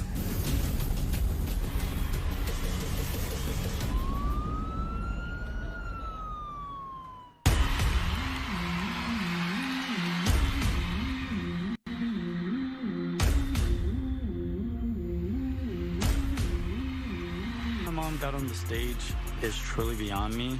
She's on stage, Azriel's on stage. Only thing between her and her daughter is a couple of security guards. My mom went over there and she first walked up to Azriel and tried to talk, and then I guess once she noticed that the security guards was coming for her, she tried to grab Azriel to more or less, if he pulls me, he pulls both of us. And the security guard did exactly that. He one pulled her, one tried to pull him apart. And she yanked Azriel when he pushed her back, so then Azriel got snatched out of the chair. I didn't expect the security guards to be as aggressive as they were. One guy had her in a headlock, one guy had her arms, and they more or less dragged off the stage. I jumped on the stage. I ran through a couple security guards. One grabbed my foot. I pulled away from him. Then security put us right in the hands of the police officers, who then, put handcuffs on all of us. Now, that's what the fuck I'm talking about. Now, I give them motherfuckers an A for effort on that shit. That's what the fuck you supposed to do. Mama blended herself in, tried to act like she was a super fan just to get on stage to get near her daughter. Tried to grab her daughter. Her son got up there, tried to get the security off his mama. I get that part. I totally give them an A for effort on that shit right there. They didn't do like the Savages, wait for the TV crew, wait to get mic'd up, and then we all go and hope he there. They didn't put on a fucking production. They did what they could, bought tickets to go to the show, to try to get into the show, to try to get to their daughter and their sister, trying to get close to her, to just talk to her. I totally give them a straight up A for effort on that part. That takes a lot of determination, discipline. It really puts their side of this shit and how they tried to get to her into a whole different perspective, because they really did. Only question is, didn't see the daddy there, did you?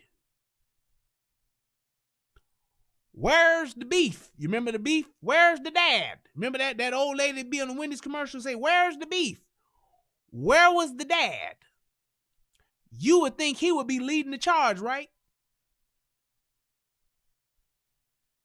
You would think that the dad would be the main one there to dive on a motherfucker that put his hands on his wife, to dive on a motherfucker that put his hands on his son. Why for ain't the daddy there? Where the fuck is the daddy? I'm the pappy. Where is he at in this whole elaborate plan that probably looks like the mama put together? Where's dad? After that, they put us in cop cars, in separate cop cars, and I didn't see my mom for the next couple hours. I don't like to see my mom down. It takes a lot to even get her down. So for her to be down the whole entire ride back, it made me want to help her, even though I couldn't at the time. My mom, I just know she deals with it, but I know she's hurt. But watching the interview with my sister and Gayle King, man, it broke my mom. Do either of you want to sing? No. No. None of you have any singing ambitions? No. That's another lie. I don't think my mom answered a call from anyone for about a week after that interview answer because she was so hurt. I think she felt betrayed because my mom was the one who always helped Ezra with her dance moves and practiced with the girls with their dance routines, and my mom was the one who helped her design her outfits, and anything that happened with Ezra singing, my mom was always the first one there. So I felt like my mom felt like she got stabbed in the back because all of that hard work and all those hours lost of sleep, and she's doing all this stuff with Ezra while also still going to work to support us as a mother. They were only doing this stuff because Ezra wanted it. It really broke my mom. My mom called out of work. She was just heartbroken. She was crying. I just couldn't believe that she was even saying those things. On the Gayle King interview, Ezra stated that she tried to commit suicide because of the singing and the practicing with my parents. My parents made singing like a job for me. So this is not something I wanted to do. And not only that, I even tried to kill myself because I did not want to sing, as a cry out for help, to tell them this is not what I want to do with my life. Nobody questioned the parents on that shit. Nobody raised an eyebrow and said, well, man, maybe this girl got a point. Y'all got to realize that these girls are choosing this shit over their parents and family. And yes, there's a bit of fuckery in doing that. But if you are so in love, if your parents are Heathcliff and Claire Huxtable, you gonna be like motherfucking Color Purple. Nothing can keep me from it. That's all I'm saying. If my parents are Heathcliff and Claire Huxtable, I got Denise, Sandra, Rudy, Theo, and what's the other daughter, Vanessa, at the house. Nothing can keep me from it. I'm gonna be there. I'm getting back to my family. I'm not gonna leave to go be with this nigga. Just not. Azriel spoke about. But if there's some fuck shit going on, just might. Just might. We was forcing music on her. We made it like a job, right? Far from the truth. Kelly would have to have an angle. So what angle better than stripping her away from her music? Because I'm quite sure she told him about why she attempted suicide. And why she attempted suicide was over a bad relationship. Azriel is a person who loves very strongly, and I think Azriel loved the guy that she was with before she met Robert Kelly. And I felt like... And here's the thing too, Bridget. It could have been staged. But my thing is this. That was a real legit effort. That's all I'm saying. I know it's like with you not knowing the inner details, all you can look at is what you're seeing here. You're looking at the facts of saying, this is what happened, this is where it is, this is who she's with, and this is what she's saying, this is what they're saying. Let's read between the lines and see if we can find some parts of the truth. Why would these girls even go on this show to tear down their parents if there's no truth to it? Could they be exaggerating? Possibly. Could the parents be exaggerating? I think so. But you mean to tell me there's no truth to this? They just came up with this elaborate scheme? I don't think so.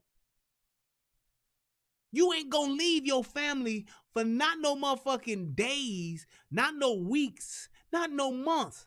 These motherfuckers have left for years at a time. Years. Like she was crushed. You just don't do that just on a fucking whim, or because you got put on punishment unjustly, or because you got forced to do the dishes, or you couldn't go to the sock hop. That ain't how that shit go. When she found out that he cheated on her. You know, to see her like that, I wish that on no parent. I wish no parent would ever have to watch their child attempt to take their own life or harm themselves in any type of way. And, you know, only thing, why? Humans are primed for relationships. Didn't they say that wasn't true? But didn't he just turn right back around and say, I wouldn't want to see that, wouldn't want to see no parent go through that? And the drive for connection and relationships for some people can be very strong. And loneliness and feelings of being abandoned or lonely can drive us really viscerally and unconsciously. I would argue someone who attempts suicide over a relationship has some strong codependent or enmeshment issues, and they don't know where to separate themselves from their partner. And you just don't pick that up hanging with R. Kelly. R. Kelly, now, here's my thing. R. Kelly is not that fucking smart to where he can get a bitch to want to commit suicide. You see what he told that other girl. He told that other girl some 15-year-old shit. I'm going to put these pills inside my suit jacket pocket, and if something ever happened to me, you take the pills. What that bitch was like, yeah, okay, nigga. Did she take the pills? Hell no. Is that nigga in jail? Hell yeah. Has he been in jail? Hell yeah. Ain't not now one of these girls committed suicide. I guess he wasn't that convincing, now was he? In fact, what these bitches doing? They're cannibalizing each other.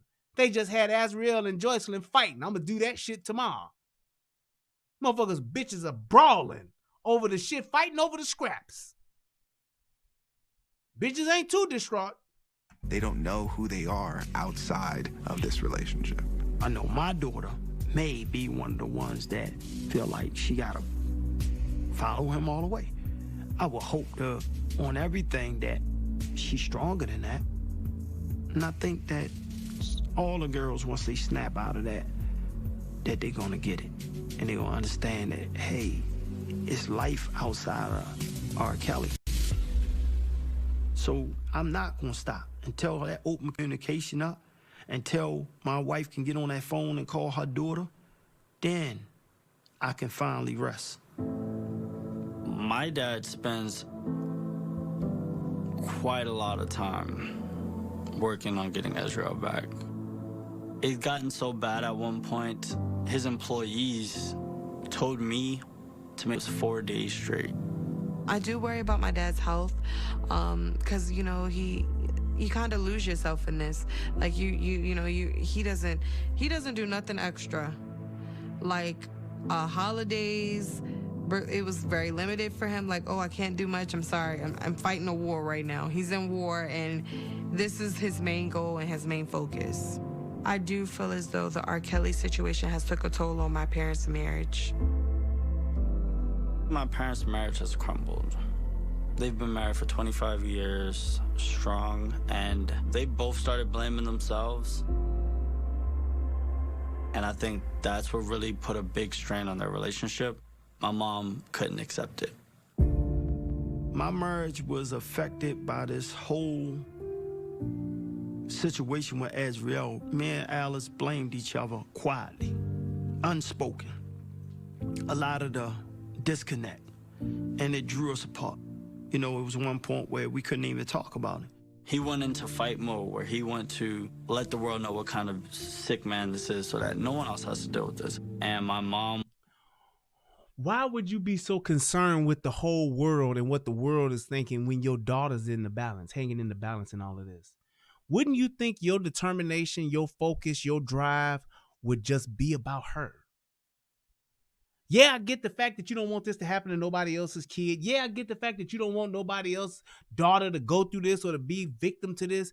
But wouldn't your focus be to get to your daughter and to get your daughter through this? I'm just saying, I'm not going to be concerned about me proving to the world when my daughter's at stake. I don't give a fuck about what the rest of the world thinks or what they trying to do or what they going to think or what I need to prove to them. I don't care. All I give a fuck about is getting my baby back. That's it. And I'm going to do what the fuck ever. And I don't know about that shit that about Asante McGee's daughter and ex-boyfriend. That phone call, I did a video on that shit. That bitch is telling the truth about her mama. Real talk. She calling it like she see it, and it's all like, wow. But then when she get on Gayle King, I was abused. They all playing the same fucking card, y'all.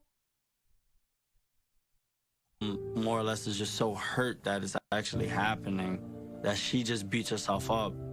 I know the only thing that will fix my wife. Why would you be so distraught and beating yourself up if you did nothing wrong or you didn't play a part or you don't feel like you kind of fucked up? If I made a deal or mismanaged some money and my entire family suffered because of it, yes, I would beat myself up over it.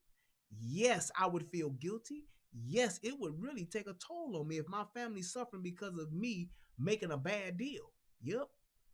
Some innocent shit happening where I ain't have nothing to do with it, and this dude is taking advantage of my daughter. If anything, we gonna bond closer together. But if it was some fuck shit in the game, if there was a deal to be had, if there was a deal that got reneged on, if your ass was the motherfucker who tried to give the Nigerian all this money where you give him $5,000 and he give you back $7,800 and you fucked that up and he took you for the $5,000, yeah, I think it would make you feel like you fucked up and would put some stress on your relationship and would make you motherfuckers be like, it's your fault. No, it's your fault. No, it's our fault. No, you know what? Fuck you. No, fuck you. I told your ass, nigga, you ain't tell me shit, bitch. You always talk. Yeah, it would cause us to have some discourse. It would cause us to have some discrepancies and some arguments, and it would inflame the motherfucking relationship to the point to where we might not be able to work it out. Because if that bitch was responsible for my baby girl being in that situation, I'm going to be mad than a motherfucker at her. And if it was my fault, and if she feel like it was my fault that her baby got put in that situation, I would expect her to be mad than a motherfucker at me. So that's why I think, reading between the lines, it was some fuck shit involved.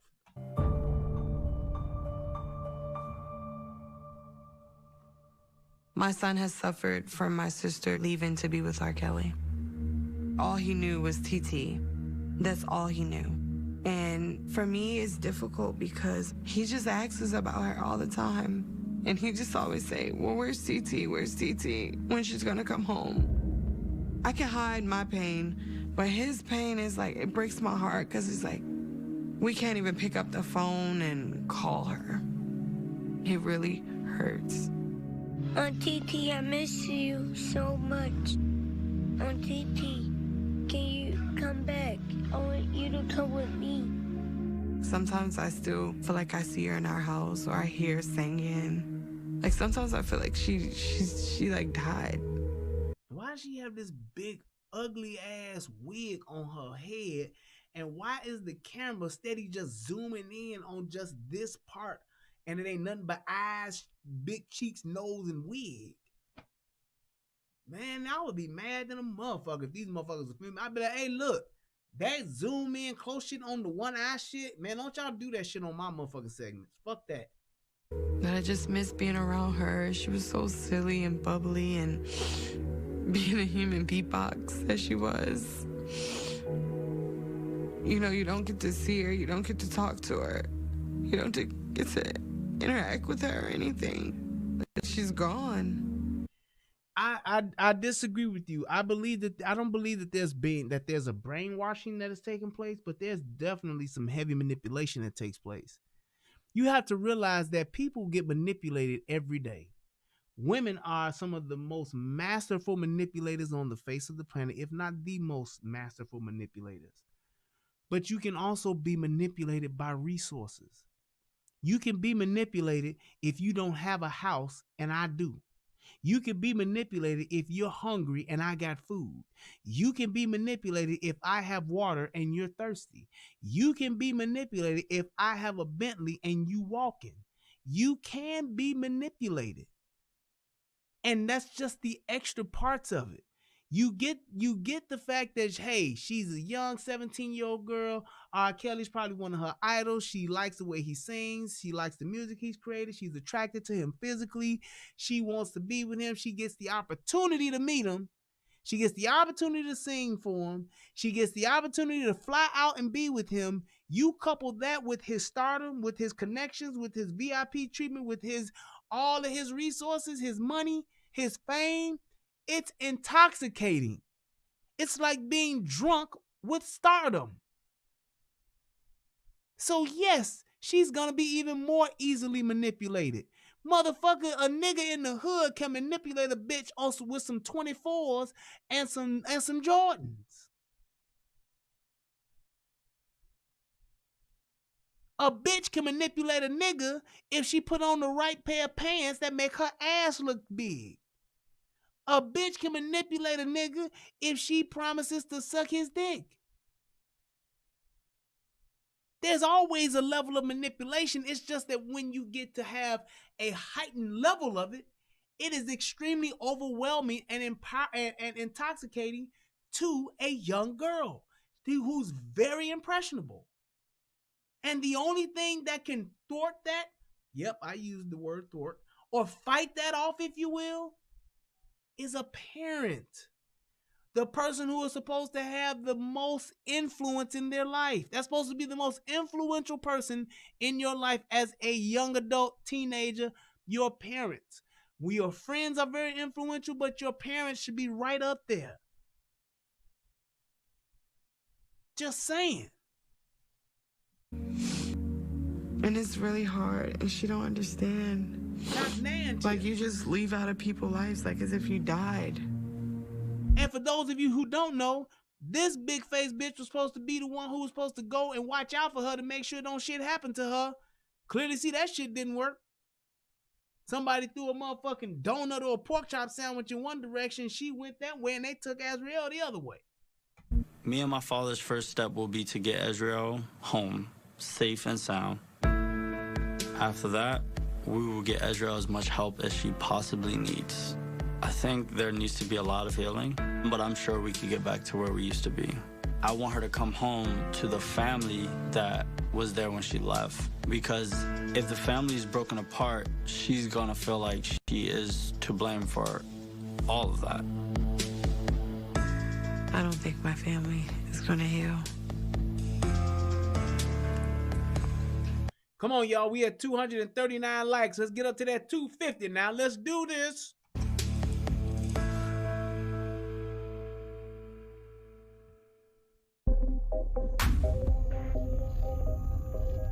Overnight, R&B star R. Kelly arrested in Chicago on federal sex crime charges. A federal grand jury has indicted Kelly on 13 counts, including child pornography, enticement of a minor, and obstruction of justice. Now, if you kept against your will, if you've been forced, if you haven't been able, you can't get free, can't get let go, none of that shit, the minute this dude locked up, that's when you make your move. But they weren't being held against their will. And that's why I say these girls aren't victims. Being a submissive sex slave is not a crime. You're not being forced to do this shit. That's all I'm saying. R. Kelly spent the night in the Metropolitan Correctional Center instead of his luxury home here in the Trump Tower. All of these charges are decades old, and all of a sudden people are coming forward. That's all I have is allegations. He's presumed innocent. We believe he's innocent. We're going to fight to prove he's innocent. If I was R. Kelly's defense attorney, when I get conversation with my client, I've never, ever seen somebody beat trial twice. He's already gotten his one, which was 2008. So now you're working on loaded dice. I, in 43 years, have never seen so many charges filed in so many jurisdictions against one celebrity. What would justice look like to me, since we can't turn back the hands of time? Jail. No pun intended. Forever. And something more societally and turn back the hands of time. Then you, my darling, you still be mine. If I could turn back the hands of time, then you, my darling, you'd still be mine. Understanding that this kind of behavior can't be tolerated and be put aside in favor of profit. Nobody's saying burn his records, right? They're saying be aware of the context. Be aware of what he's really saying in that canon of music. Be aware of the pain he caused to people. And then I think there's no right or wrong in art. If you can still listen to Ignition Remix or Step in the Name of Love or I Believe I Can Fly and take pleasure from it, I understand that. Because it played at your kid's kindergarten graduation. It played at every backyard barbecue you ever went to. It was your wedding song. It is your song as much as it's his. But no, the pain he caused, and still appreciate the art. Personally, I can, and I don't think there's one answer. I think every single individual is going to have a different answer to that question of when she can separate art and artist. You know, there are a lot of artists who have the genius mind, and they're just in a different state. Where this bitch come from? What the hell does she have to do with any of this? Are you fucking kidding me? Let me just watch. So let me see what part she play in this. But their music, their art, their words, they live on. I mean, we could go down a whole list of great artists, just as troubled as could be. But they left us gems and jewels, and we think about that, and it's like, wow. So I don't know if you can separate the two. I could see where some would feel that way, that maybe we should not support R. Kelly. What the fuck Beyonce daddy got to do with this? Where they getting these niggas from? Yes, she's an actress. I forgot her fucking name, but what the fuck they got these motherfuckers in this shit for? No, that ain't Aunt Viv. She's just an actor. She's an actress. She's been in she usually play like a mama role or some shit. She's like a B-lister. But what the fuck is these motherfuckers saying? With his art, but it's to me just that art. When I look at a painting on a wall, the first thing I think of is not who painted the art, is how that art makes me feel. And so I think art is somewhat different because it's an expression, and everyone gets a different expression. I think if a song of R. Kelly can help, I don't know if it's... You know what this shit is like? Y'all remember the HBO special, Real Sex? Y'all remember like when they would do a certain segment, and after that they would do like real sex interviews, street interviews, take 2. And they would just find random motherfuckers on the street and be like, hey, what's your safe word? And them motherfuckers would just be talking. It's like that's what they just did. They said, hey, who's around the studio, guys? We got Beyonce Daddy over on stage 6, and we got that B-list lady who played people's mama over on stage 10. All right, let's go see what they say. Bring them over. All right, cool. I don't want to hear it because it's R. Kelly. If you can still listen to his music, knowing what he has done, you may need to come to terms with your own survivorship around sexual violence and your own contentment around the way in which girls are treated. You are choosing R. Kelly over Black women and girls who are... Oh my God. it's always, and y'all correct me if I'm wrong, it's always a fat, ugly motherfucker that's telling you what you can or can't do. And if you do this, you the worst motherfucker ever. Am I lying? Tell me that it ain't always some fat, ugly motherfucker telling you, if you do this, then you don't respect or care about nothing. You are the worst person ever, and you really need to re-examine yourself and who you are, because you're disrespecting everything that a woman is. You're disrespecting everything that black people are because you decide to do this. Bitch, what does the fact that this dude made music that I like have to do with who he sleep with? Now, these be the same hoes that'll say what Lizzo doing is fine. A fat bitch shaking her naked ass at a fucking basketball game where they're children. That's okay, because she living her best life. And if you don't like Lizzo, you shaming Lizzo. And that means you shaming your mama and all black women who have ever came to this earth. Like Harriet Tubman, Sojourner Truth, Bethune, that Madam C.J. Walker. You disrespecting all of them if you don't like what Lizzo does. Are you fucking kidding me? Anytime a motherfucker ain't with what a fat black bitch want to do, you the worst motherfucker ever. I'm so sick of that shit. You can't tell me that a motherfucking Vincent van Gogh painting, you can't appreciate the art of it because Vincent van Gogh was a crazy motherfucker? Didn't he cut his ear off or some shit like that? Seriously? I can't appreciate the art, the gift that a person has because of what they did in their personal life? What kind of sense does that make? I'll be so glad when we move past this all or nothing judgment type left liberal, I just go about how I feel and the rest of the world need to cater to this mentality. I'm so sick of this shit. The minute you don't like this, then you hate all black women, including your mama, your great-grandmama, and your great-granddaddy, and your great-grandmammy. That's what it is.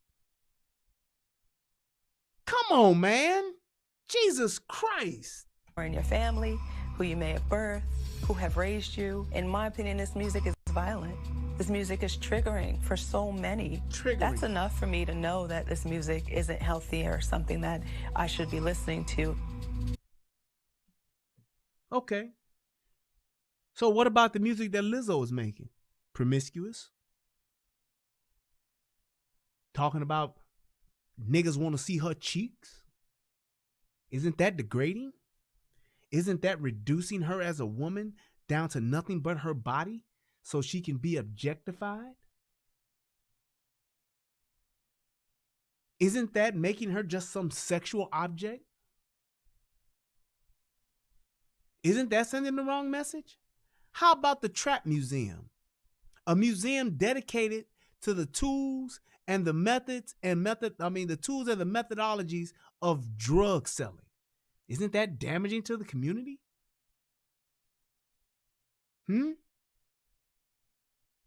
Isn't that something that is damaging to black people?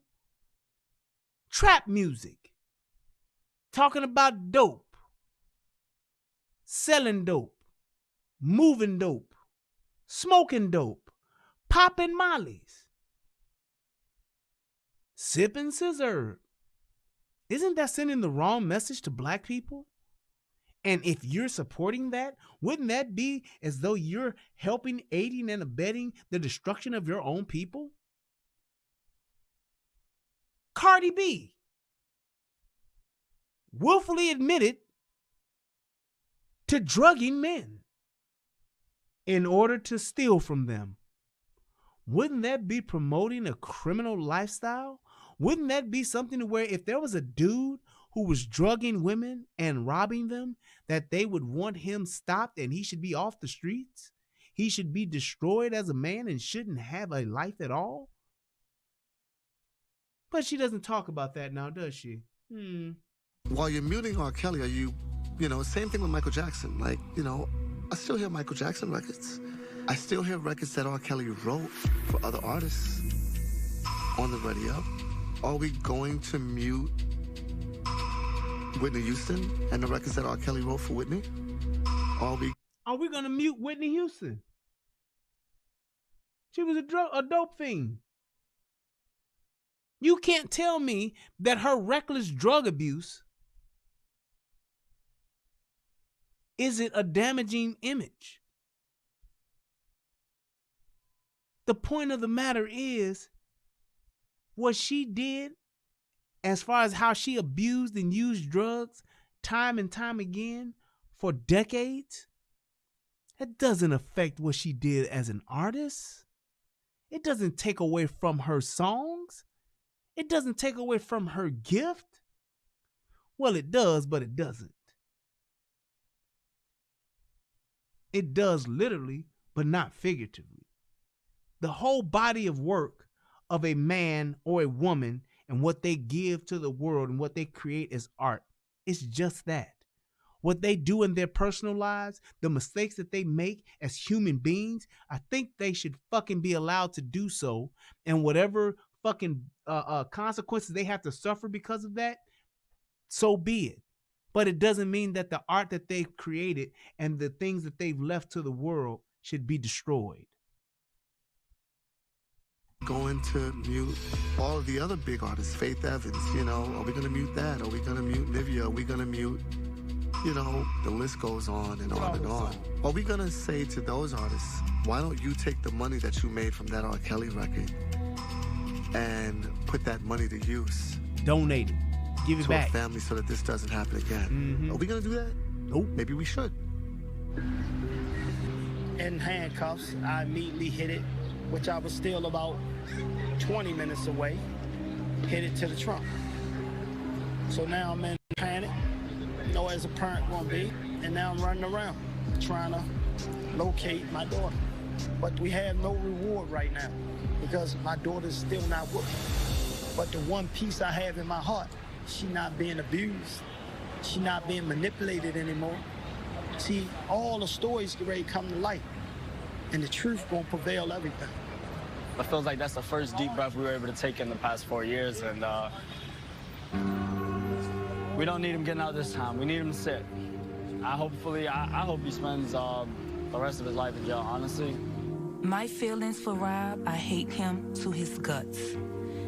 I don't want to see him. His voice scares me. The fact that federal charges have come against him is a huge step. But, I mean, I feel like he's ruined my life. How do a nigga voice scare you and you stay with the nigga, went back and forth to the nigga time and time again? Come on, y'all. Asante, you went after this nigga. You followed this nigga. You was flying in and out on your own dime just to be next to this nigga. Just to be at this nigga's shows. You was stalking this nigga. And now you a victim too? Your lying ass was leaving your kids for weeks at a time, leaving your daughter to take care and raise your own fucking children while you chasing another nigga dick. Seriously. I just felt like this is karma. I think I will always care about him, and I will always love him. Even you will always love him, you will always care about him, but I want him to pay, and I want him to pay me a bunch of money. Really? Though it was terrible. It's like I love the little soul, the little boy. And I'm not boasting, oh, I took him down. That was not my intention. My intention was just to tell my story, to maybe reach to him and say, there's something wrong with me. I've been doing this for too long. That was my point in telling this story. Now, for those of you who don't know, unless you didn't see the other stories, the other shows I did, this lady here was a young girl. I think she was 15. She went to the studio with R. Kelly She was at the studio with him, fucked him, they had sex, and then later on that day, she's still at the studio, and she got mad at him because he fucked another girl in front of her at the studio. Like literally like bent her over in front of everybody and fucked her, and she was there and she was hurt and she was been mad at him ever since. But still stayed with him. Okay.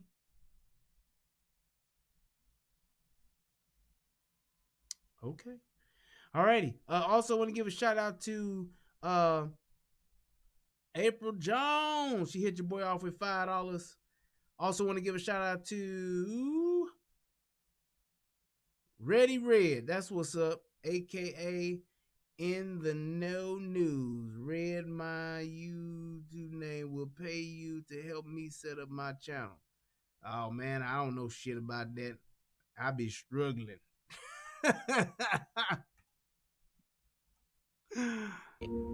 So that's it. I don't want to hear from the trolls anymore. I don't want to hear from anyone. I'm telling you myself, I will always love him. There you go. That's it.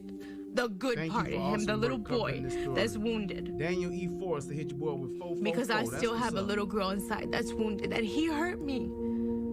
But I forgive him. I forgave him. I think I will always care about him, and I will always love him. Even though it was terrible, it's like I love the little soul, the little boy. And I'm not boasting, oh, I took him down. That was not my intention. My intention was just to tell my story, to maybe reach to him and say, there's something wrong with me. I've been doing this for too long. That was my point in telling this story. So that's it. I don't want to hear from the trolls anymore. I don't want to hear from anyone. I'm telling you myself, I will always love him. That's it. The good part of him, the little boy that's wounded. Because I still have a little girl inside that's wounded, and he hurt me. But I forgive him. I forgave him. So listen to what you just heard. Because she even admitted that she was abused before she got with R. Kelly.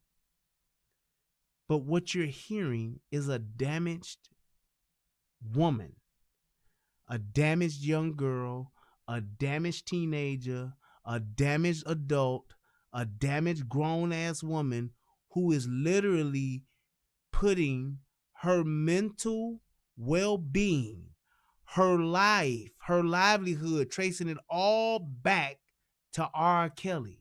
You was fucked up before you got with Rob. You was fucked up during the time you was with Rob, and you fucked up in the head after. And you ain't thought not once to go and get some help, to work through that and take responsibility and accountability for your own life. She's still stuck in the fact that she was with a famous dude, and she's saying, I'm in love with the 15-year-old little boy that she never met. Because when she was with him, Kels was like 25. And she's saying that I'm still the 15-year-old girl. She's in her mind in a love affair with the 15-year-old Robert Kelly and the 15-year-old her. She's in a love affair in her mind with those two people. Are you fucking kidding me? If that's not being mentally disturbed and her not getting help, and it's like Lifetime is taking advantage of that and exploiting this shit to make it seem like, you see what Rob did to her? Rob ain't did that shit to her. That's just like Rob getting on TV saying, I'm still the 7-year-old boy that was molested by his sister, and I'm in love with the 7-year-old version of her. You're going to be like, nigga, you crazy. You need to get some help. But for her, what do we say? She's a victim. Bullshit. Oh, come on now. That ain't even bullshit. That's horseshit. Horseshit. I don't think people realize that that was somebody that I loved at one point. And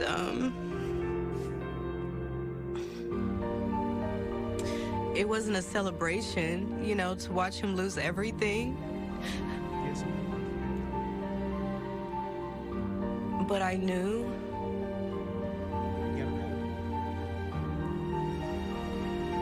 if I didn't say something that it would keep going.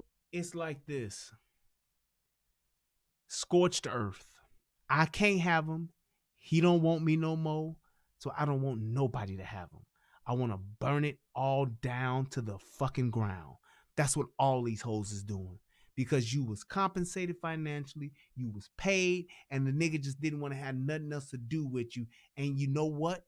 Rightfully so, you felt used, but you put yourself in a position to be used because you wanted to go along for the free ride. That's what the problem is. That's what they can't get over. That's what they're dealing with every day. That's what they can't let go of in their mind. And that explains the abrasion on your palm. They can't get over the fact that I allow myself to just be used over and over and over again by this nigga. He had money, fame, everything, and I couldn't get this nigga. He didn't want me. He just wanted to use me. Yes, because hurt people hurt people. You had a fucked up man who you thought was your everything lead you down a fucked up path. And you're embarrassed and you're hurt at the fact that you allowed that shit to happen.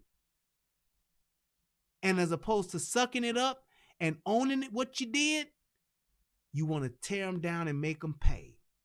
You want to destroy. You want to burn. You want him to suffer because you feel bad at the choices that you made in life as a young lady, little girl, grown woman, old hoe. That's what the problem is. These ain't nothing but a bunch of angry women. A bunch of hurt, disturbed, broken women that were broken before they got with R. Kelly. And they thought his money, his fame, and his celebrity would fix them. And it didn't. I think that he's a 14-year-old boy sitting in jail. Look, and there are a lot of people that are... Who would smile at a 14-year-old boy sitting in jail? And this bitch here ain't have shit to say until she spent her $250,000. Now she's back. Seriously. Loose and fancy free right now. That should be there too.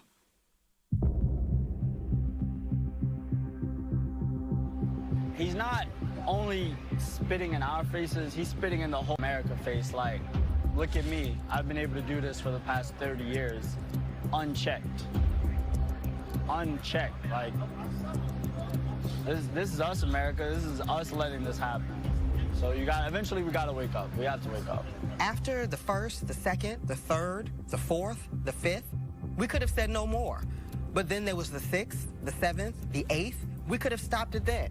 Then there's the 9th, the 10th, the 11th. Like, I mean, this just went on and on and on. And we all just stepped in the name of love, and we danced to his music, and we paid for his concerts, and we gave him the lifestyle that enabled this. Even though we knew what he was doing, we owe them everything. No, we don't. We don't owe them shit. Because they were the ones that pursued him. They were the ones that stayed with him. They were the ones that went back to him. They were the ones that time and time again chose him over everything, even themselves, because they wanted what he had. Money, fame, cars, clothes, hoes, hotels, dick. They wanted it all. They were willing, and they all were sleeping with underage girls with him. They wanted to be with him at all costs. That's not a victim. It's a fucking accomplice. That's an enabler. Enabler.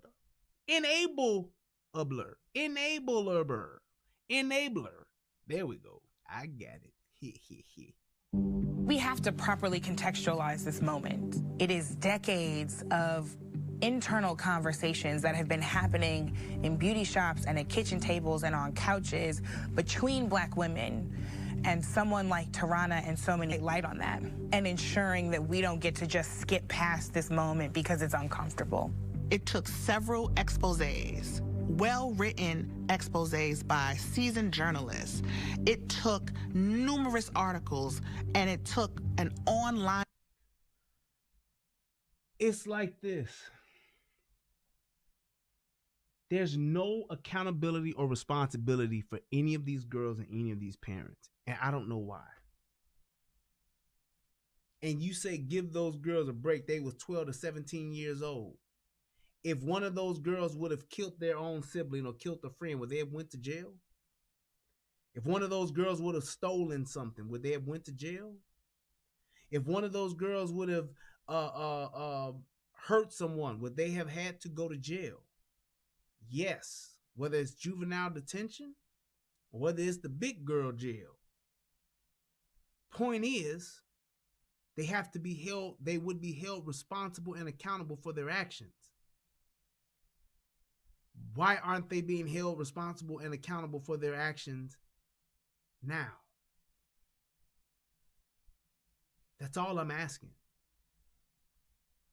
Did R. Kelly do some fuck shit? Yep. Should he pay for it? Absolutely. Not debating that in the least bit. Point being, how do the girls who chased this nigga down, who slept with other underage girls, let off the hook? No gun pointed to their head, no force, no, hey, you better do, none of that. They were willing accomplices. And just like you'll see in the video tomorrow with Jocelyn and Azriel, the bitch calls her out. Bitch, you slept with me when I was 14. Talking about Jocelyn. Jocelyn, whatever the bitch was. You fucked me when I was 14, bitch. Okay. They shouldn't have to be responsible for that? Oh, so a woman could take advantage of a little girl, but not R. Kelly. Oh, I get it now. Thanks for explaining it to me. Okay. All right. I didn't know that. I didn't know that. I didn't know that R. Kelly's the only person who's not allowed to take advantage or to statutory rape girls. Anybody else can. Any other girls, they can do it, but not R. Kelly. He's the only one who can't. Okay. And protest, an international movement, and a 3-day documentary for the world to start talking about R. Kelly. And yes, and then we have this moment. That is KRS-One stunt double. Tavanna 2 double barrel nose Dyson vacuum cleaning Al Burke. That's her last name. Yes. That's who that is. I mean, when he's facing these charges now, who knows what's gonna happen? But it's a pretty. Actually, they are doing a documentary on Harvey Weinstein. They talking about all the settlements he's doing. And I guarantee you, with all these white bitches, all these white bitches that's taking these settlements and signing these NDAs, I bet you won't hear from them hoes in 10 or 20 years talking about now we want them to go to jail. I bet you they won't. Big deal that the charges even happen. People need to be looking at him as a case study for what happens in silence. You know, this has been going on for close to 30 years now because of silence, but because so many women now are brave enough to come forward. And no, she used the wrong B word. It's not brave enough, it's broke enough. That's why these bitches are back. They're broke. That's it. They broke and they see an opportunity to come up. That's it. They're using Lifetime as a fucking resource. This ain't got shit to do with bravery. This has everything to do with a fucking bank account because these bitches are broke. They know that there's a network of support that will help buoy them up when they do come forward. We've been able to break that silence down.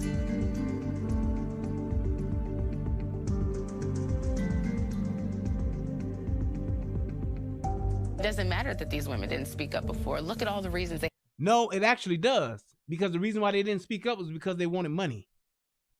It actually does. All this shit about it doesn't matter if they. That's what these bitches will always try to tell you. Regardless, it doesn't matter. Regardless, it don't matter. No, actually, it does. Because it wasn't that they didn't speak up because of fear. They spoke up. They didn't speak up because of paper. They didn't speak up because of a fucking check.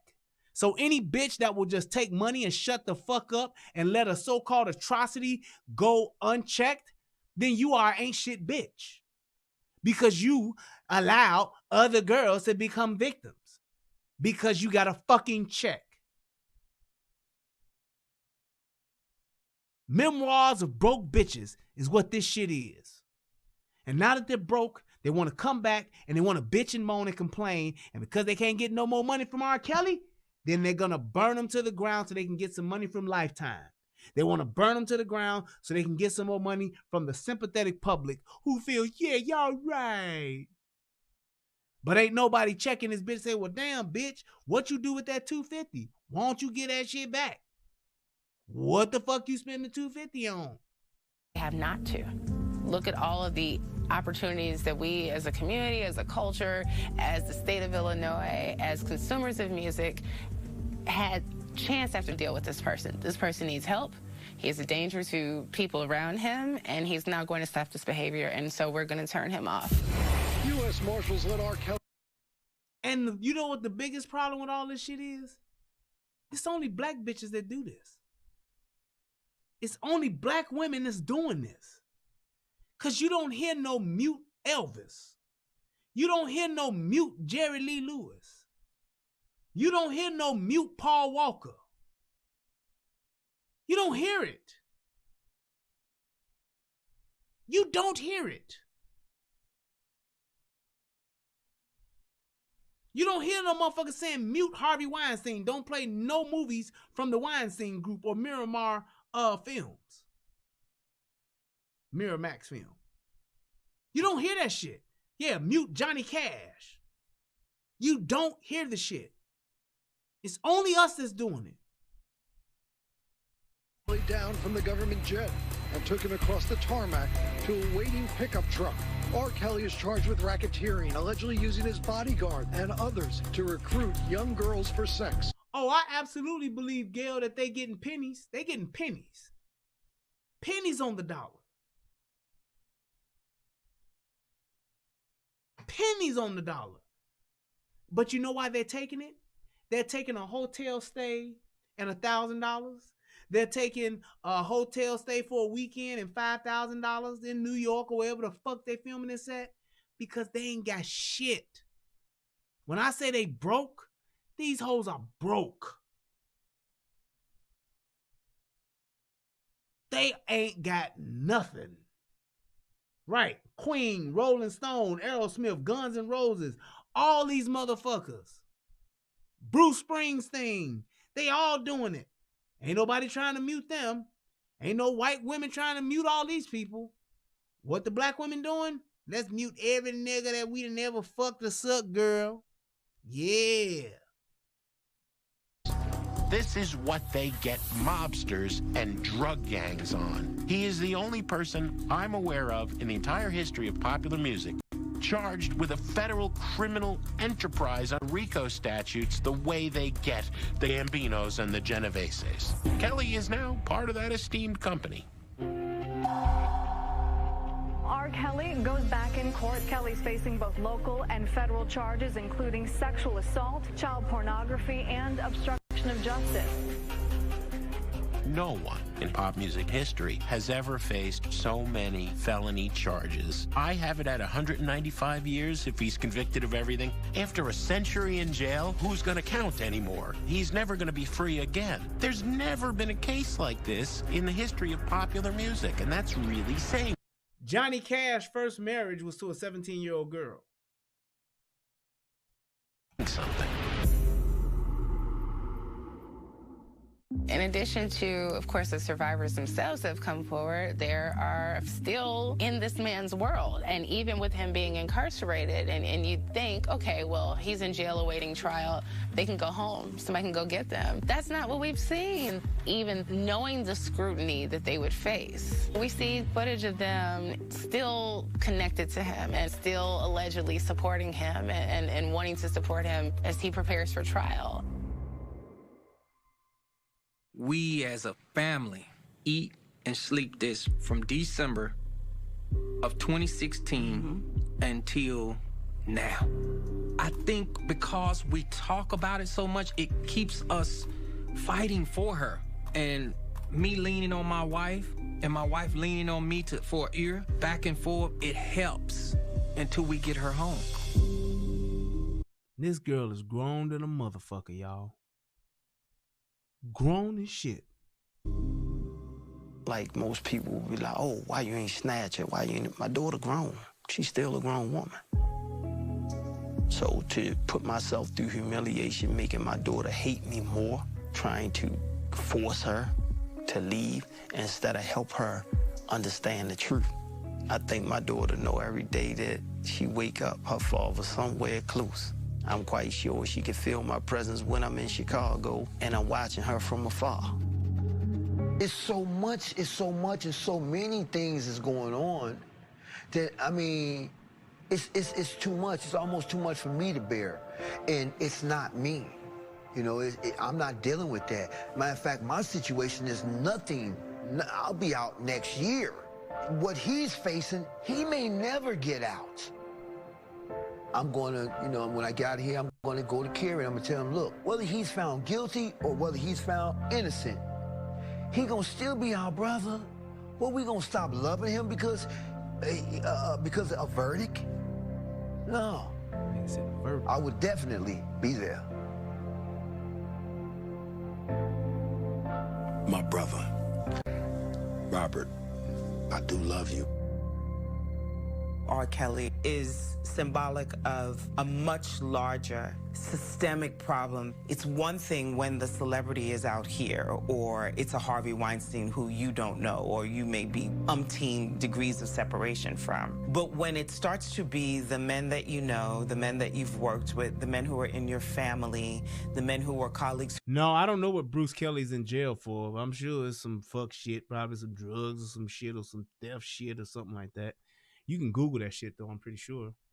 Who under different conditions, because you're not dealing with that side of them, you like, it brings up a different kind of reckoning. Like, how do I acknowledge and still honor the love inside that I felt and perhaps even still feel for that person? Reckonings like the one R. Kelly is currently going through always open up broader conversations in society. It's not a reckoning. You got the wrong R. It's a railroading. That's exactly what the fuck this is. It's not a reckoning. It's a railroading. I know men who are deeply surprised by just how many women have a Me Too story. If you're not having a conversation about consent with your sons like you are with your daughters, then you're doing it the wrong way. Dudes, we need to sit down and actually have real conversations about what it is to be men in society and how to be men, because most of the conversations that men have, and I know this as a man growing up in America, are about bull, are about like conquest, or about like how big your is, or about how potent you are. And that's the kind of thing that leads to not having real conversations where you can go, hey dude, don't say that. Don't be that way. What's important is that the law supports survivors. Yep, it says Bruce Kelly was locked up, is in jail for several crimes. What did it say? Retail theft or some other shit. Is currently in jail for theft, burglary, possession of a controlled substance, and an outstanding warrant. Sam Randall confirmed that Oxygen, his bond is currently set at $100,000. He allegedly has a court date next month. There you go. He has also been arrested for criminal trespass, theft, and retail theft, according to court documents. So there you go. Just a professional petty criminal. And that the law does a better job of encouraging survivors to report. Sexual abuse, sexual assault is one of the most underreported crimes. And I think that's because victims fear that they... Come on, y'all. Before we close this out, click that like button. Let's go ahead and get this motherfucker up to 300 likes. Let's do this. Come on, people. won't be believed. That the biggest evidence is not... It's your willingness to put yourself out there and talk about the most traumatic thing that's happened to you. You know, it starts not just in the courtroom, when you have to tell a parent, when you then have to tell a police officer, when you have to tell a nurse or a doctor or a social worker. That's before you even get to the prosecutor. And so I think our system has not been operating in a compassionate way that welcomes those who have these experiences to come without the fear of being re-traumatized. And I think that's something that we have to actively work on. For a lot of survivors, part of our healing comes down to making sure other people don't ever feel like we felt. Making sure nobody else has to carry that burden or live with that trauma or, you know, deal with the demons that come up when you have survived any form of violence, particularly sexual violence. People have to have their healing separated from whatever happens to the person that caused the harm, because nothing may ever happen and you still have to live your life. And you do that with counseling, not going on Lifetime to do a docuseries to get some money or to get a book deal or to go out and get a speaking engagement. She's right. You do need to actually go to therapy to get all your shit worked out. You don't do it by saying, yeah, it's all Robert Kelly's fault and I'm going to tear him down and we got to put him in jail because he ain't giving us no more money. Well, you took money 15 years ago. Yeah, I know, but I'm still not whole and he was wrong for what he did to me. That's what the problem is. That's why you got a girl sitting there talking about, I'm in love with the 15-year-old him and the 15-year-old me. That's what I'm in love with. I still love R. Kelly to this day, and ain't nothing gonna change that. That's why they're doing that. Because they haven't worked out this shit in the proper channels using a therapist. All of these girls needed therapy before R. Kelly, and they need therapy after R. Kelly. R. Kelly's just a chapter. He's not the book. I think that's a great way to sum this up. R. Kelly is just a few chapters in these girls' lives. He is not the book. He's not the preface. He's not the title. He's not the beginning chapters. And he won't be the ending chapters. These girls have another 30, 40 years left of their life. They need therapy.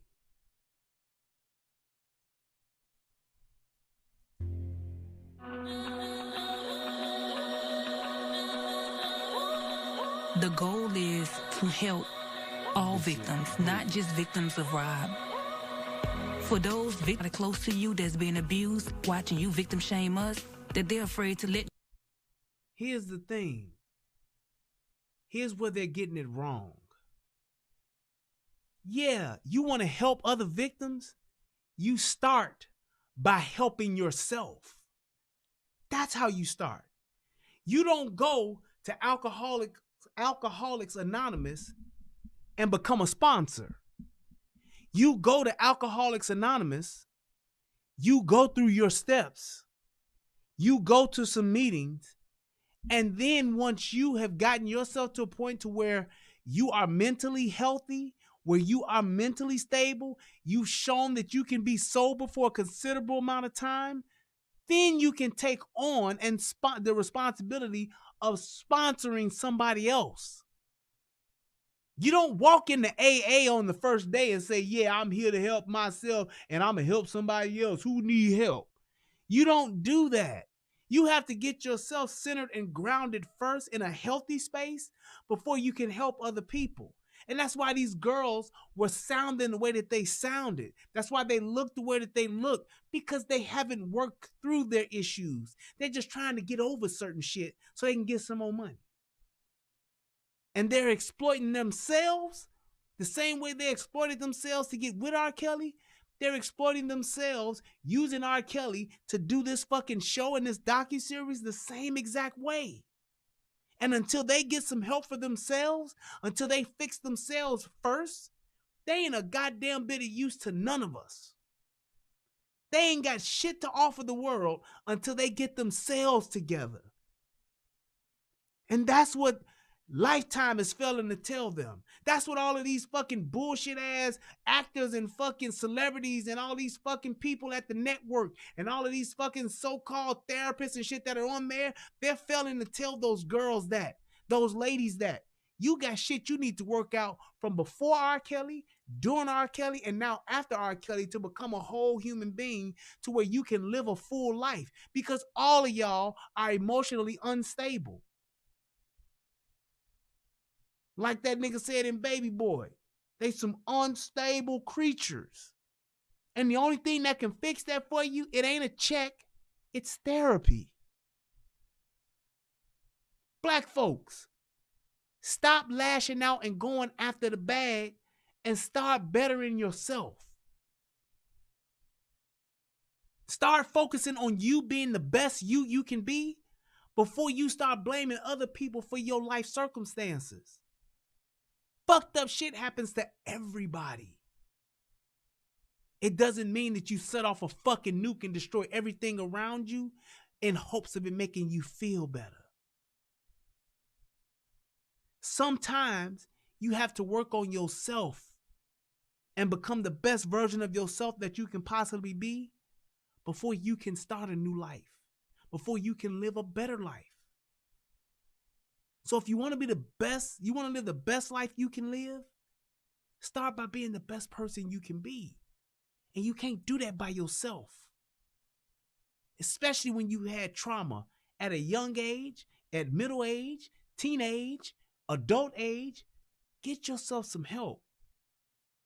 Therapy, mental health are key. I hope that this video helps somebody become a better version of themselves. I hope that those ladies can become better versions of themselves at some point. And it ain't gonna start until they let this Kelly shit go and realize and accept responsibility for the role that they played in it. Not that they have to forget it. Not that they don't need to ever talk about it again. I ain't saying that.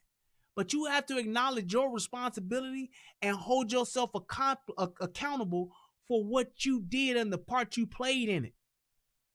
Because you know your 15-year-old self knew what you were doing. You know that your 17-year-old self knew what you was doing.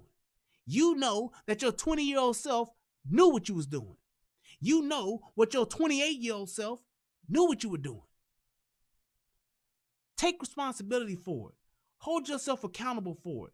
And then you build on that to move through it to become a healthier version of yourself. I am Brian Redman. This is the Relationship Rehab. And yes, we got through another breakdown. Peace, and I'm out.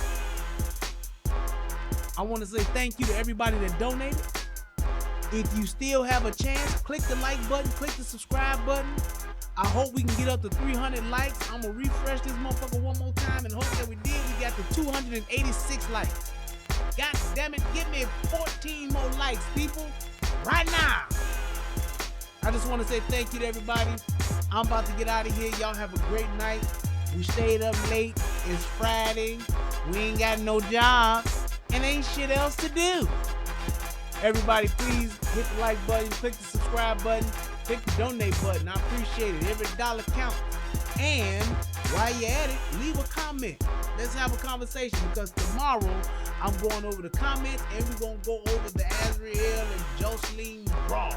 It's going to be exciting, man. We're going to have some fun and we're going to do our thing. Thank you, everybody. Peace, and I'm out.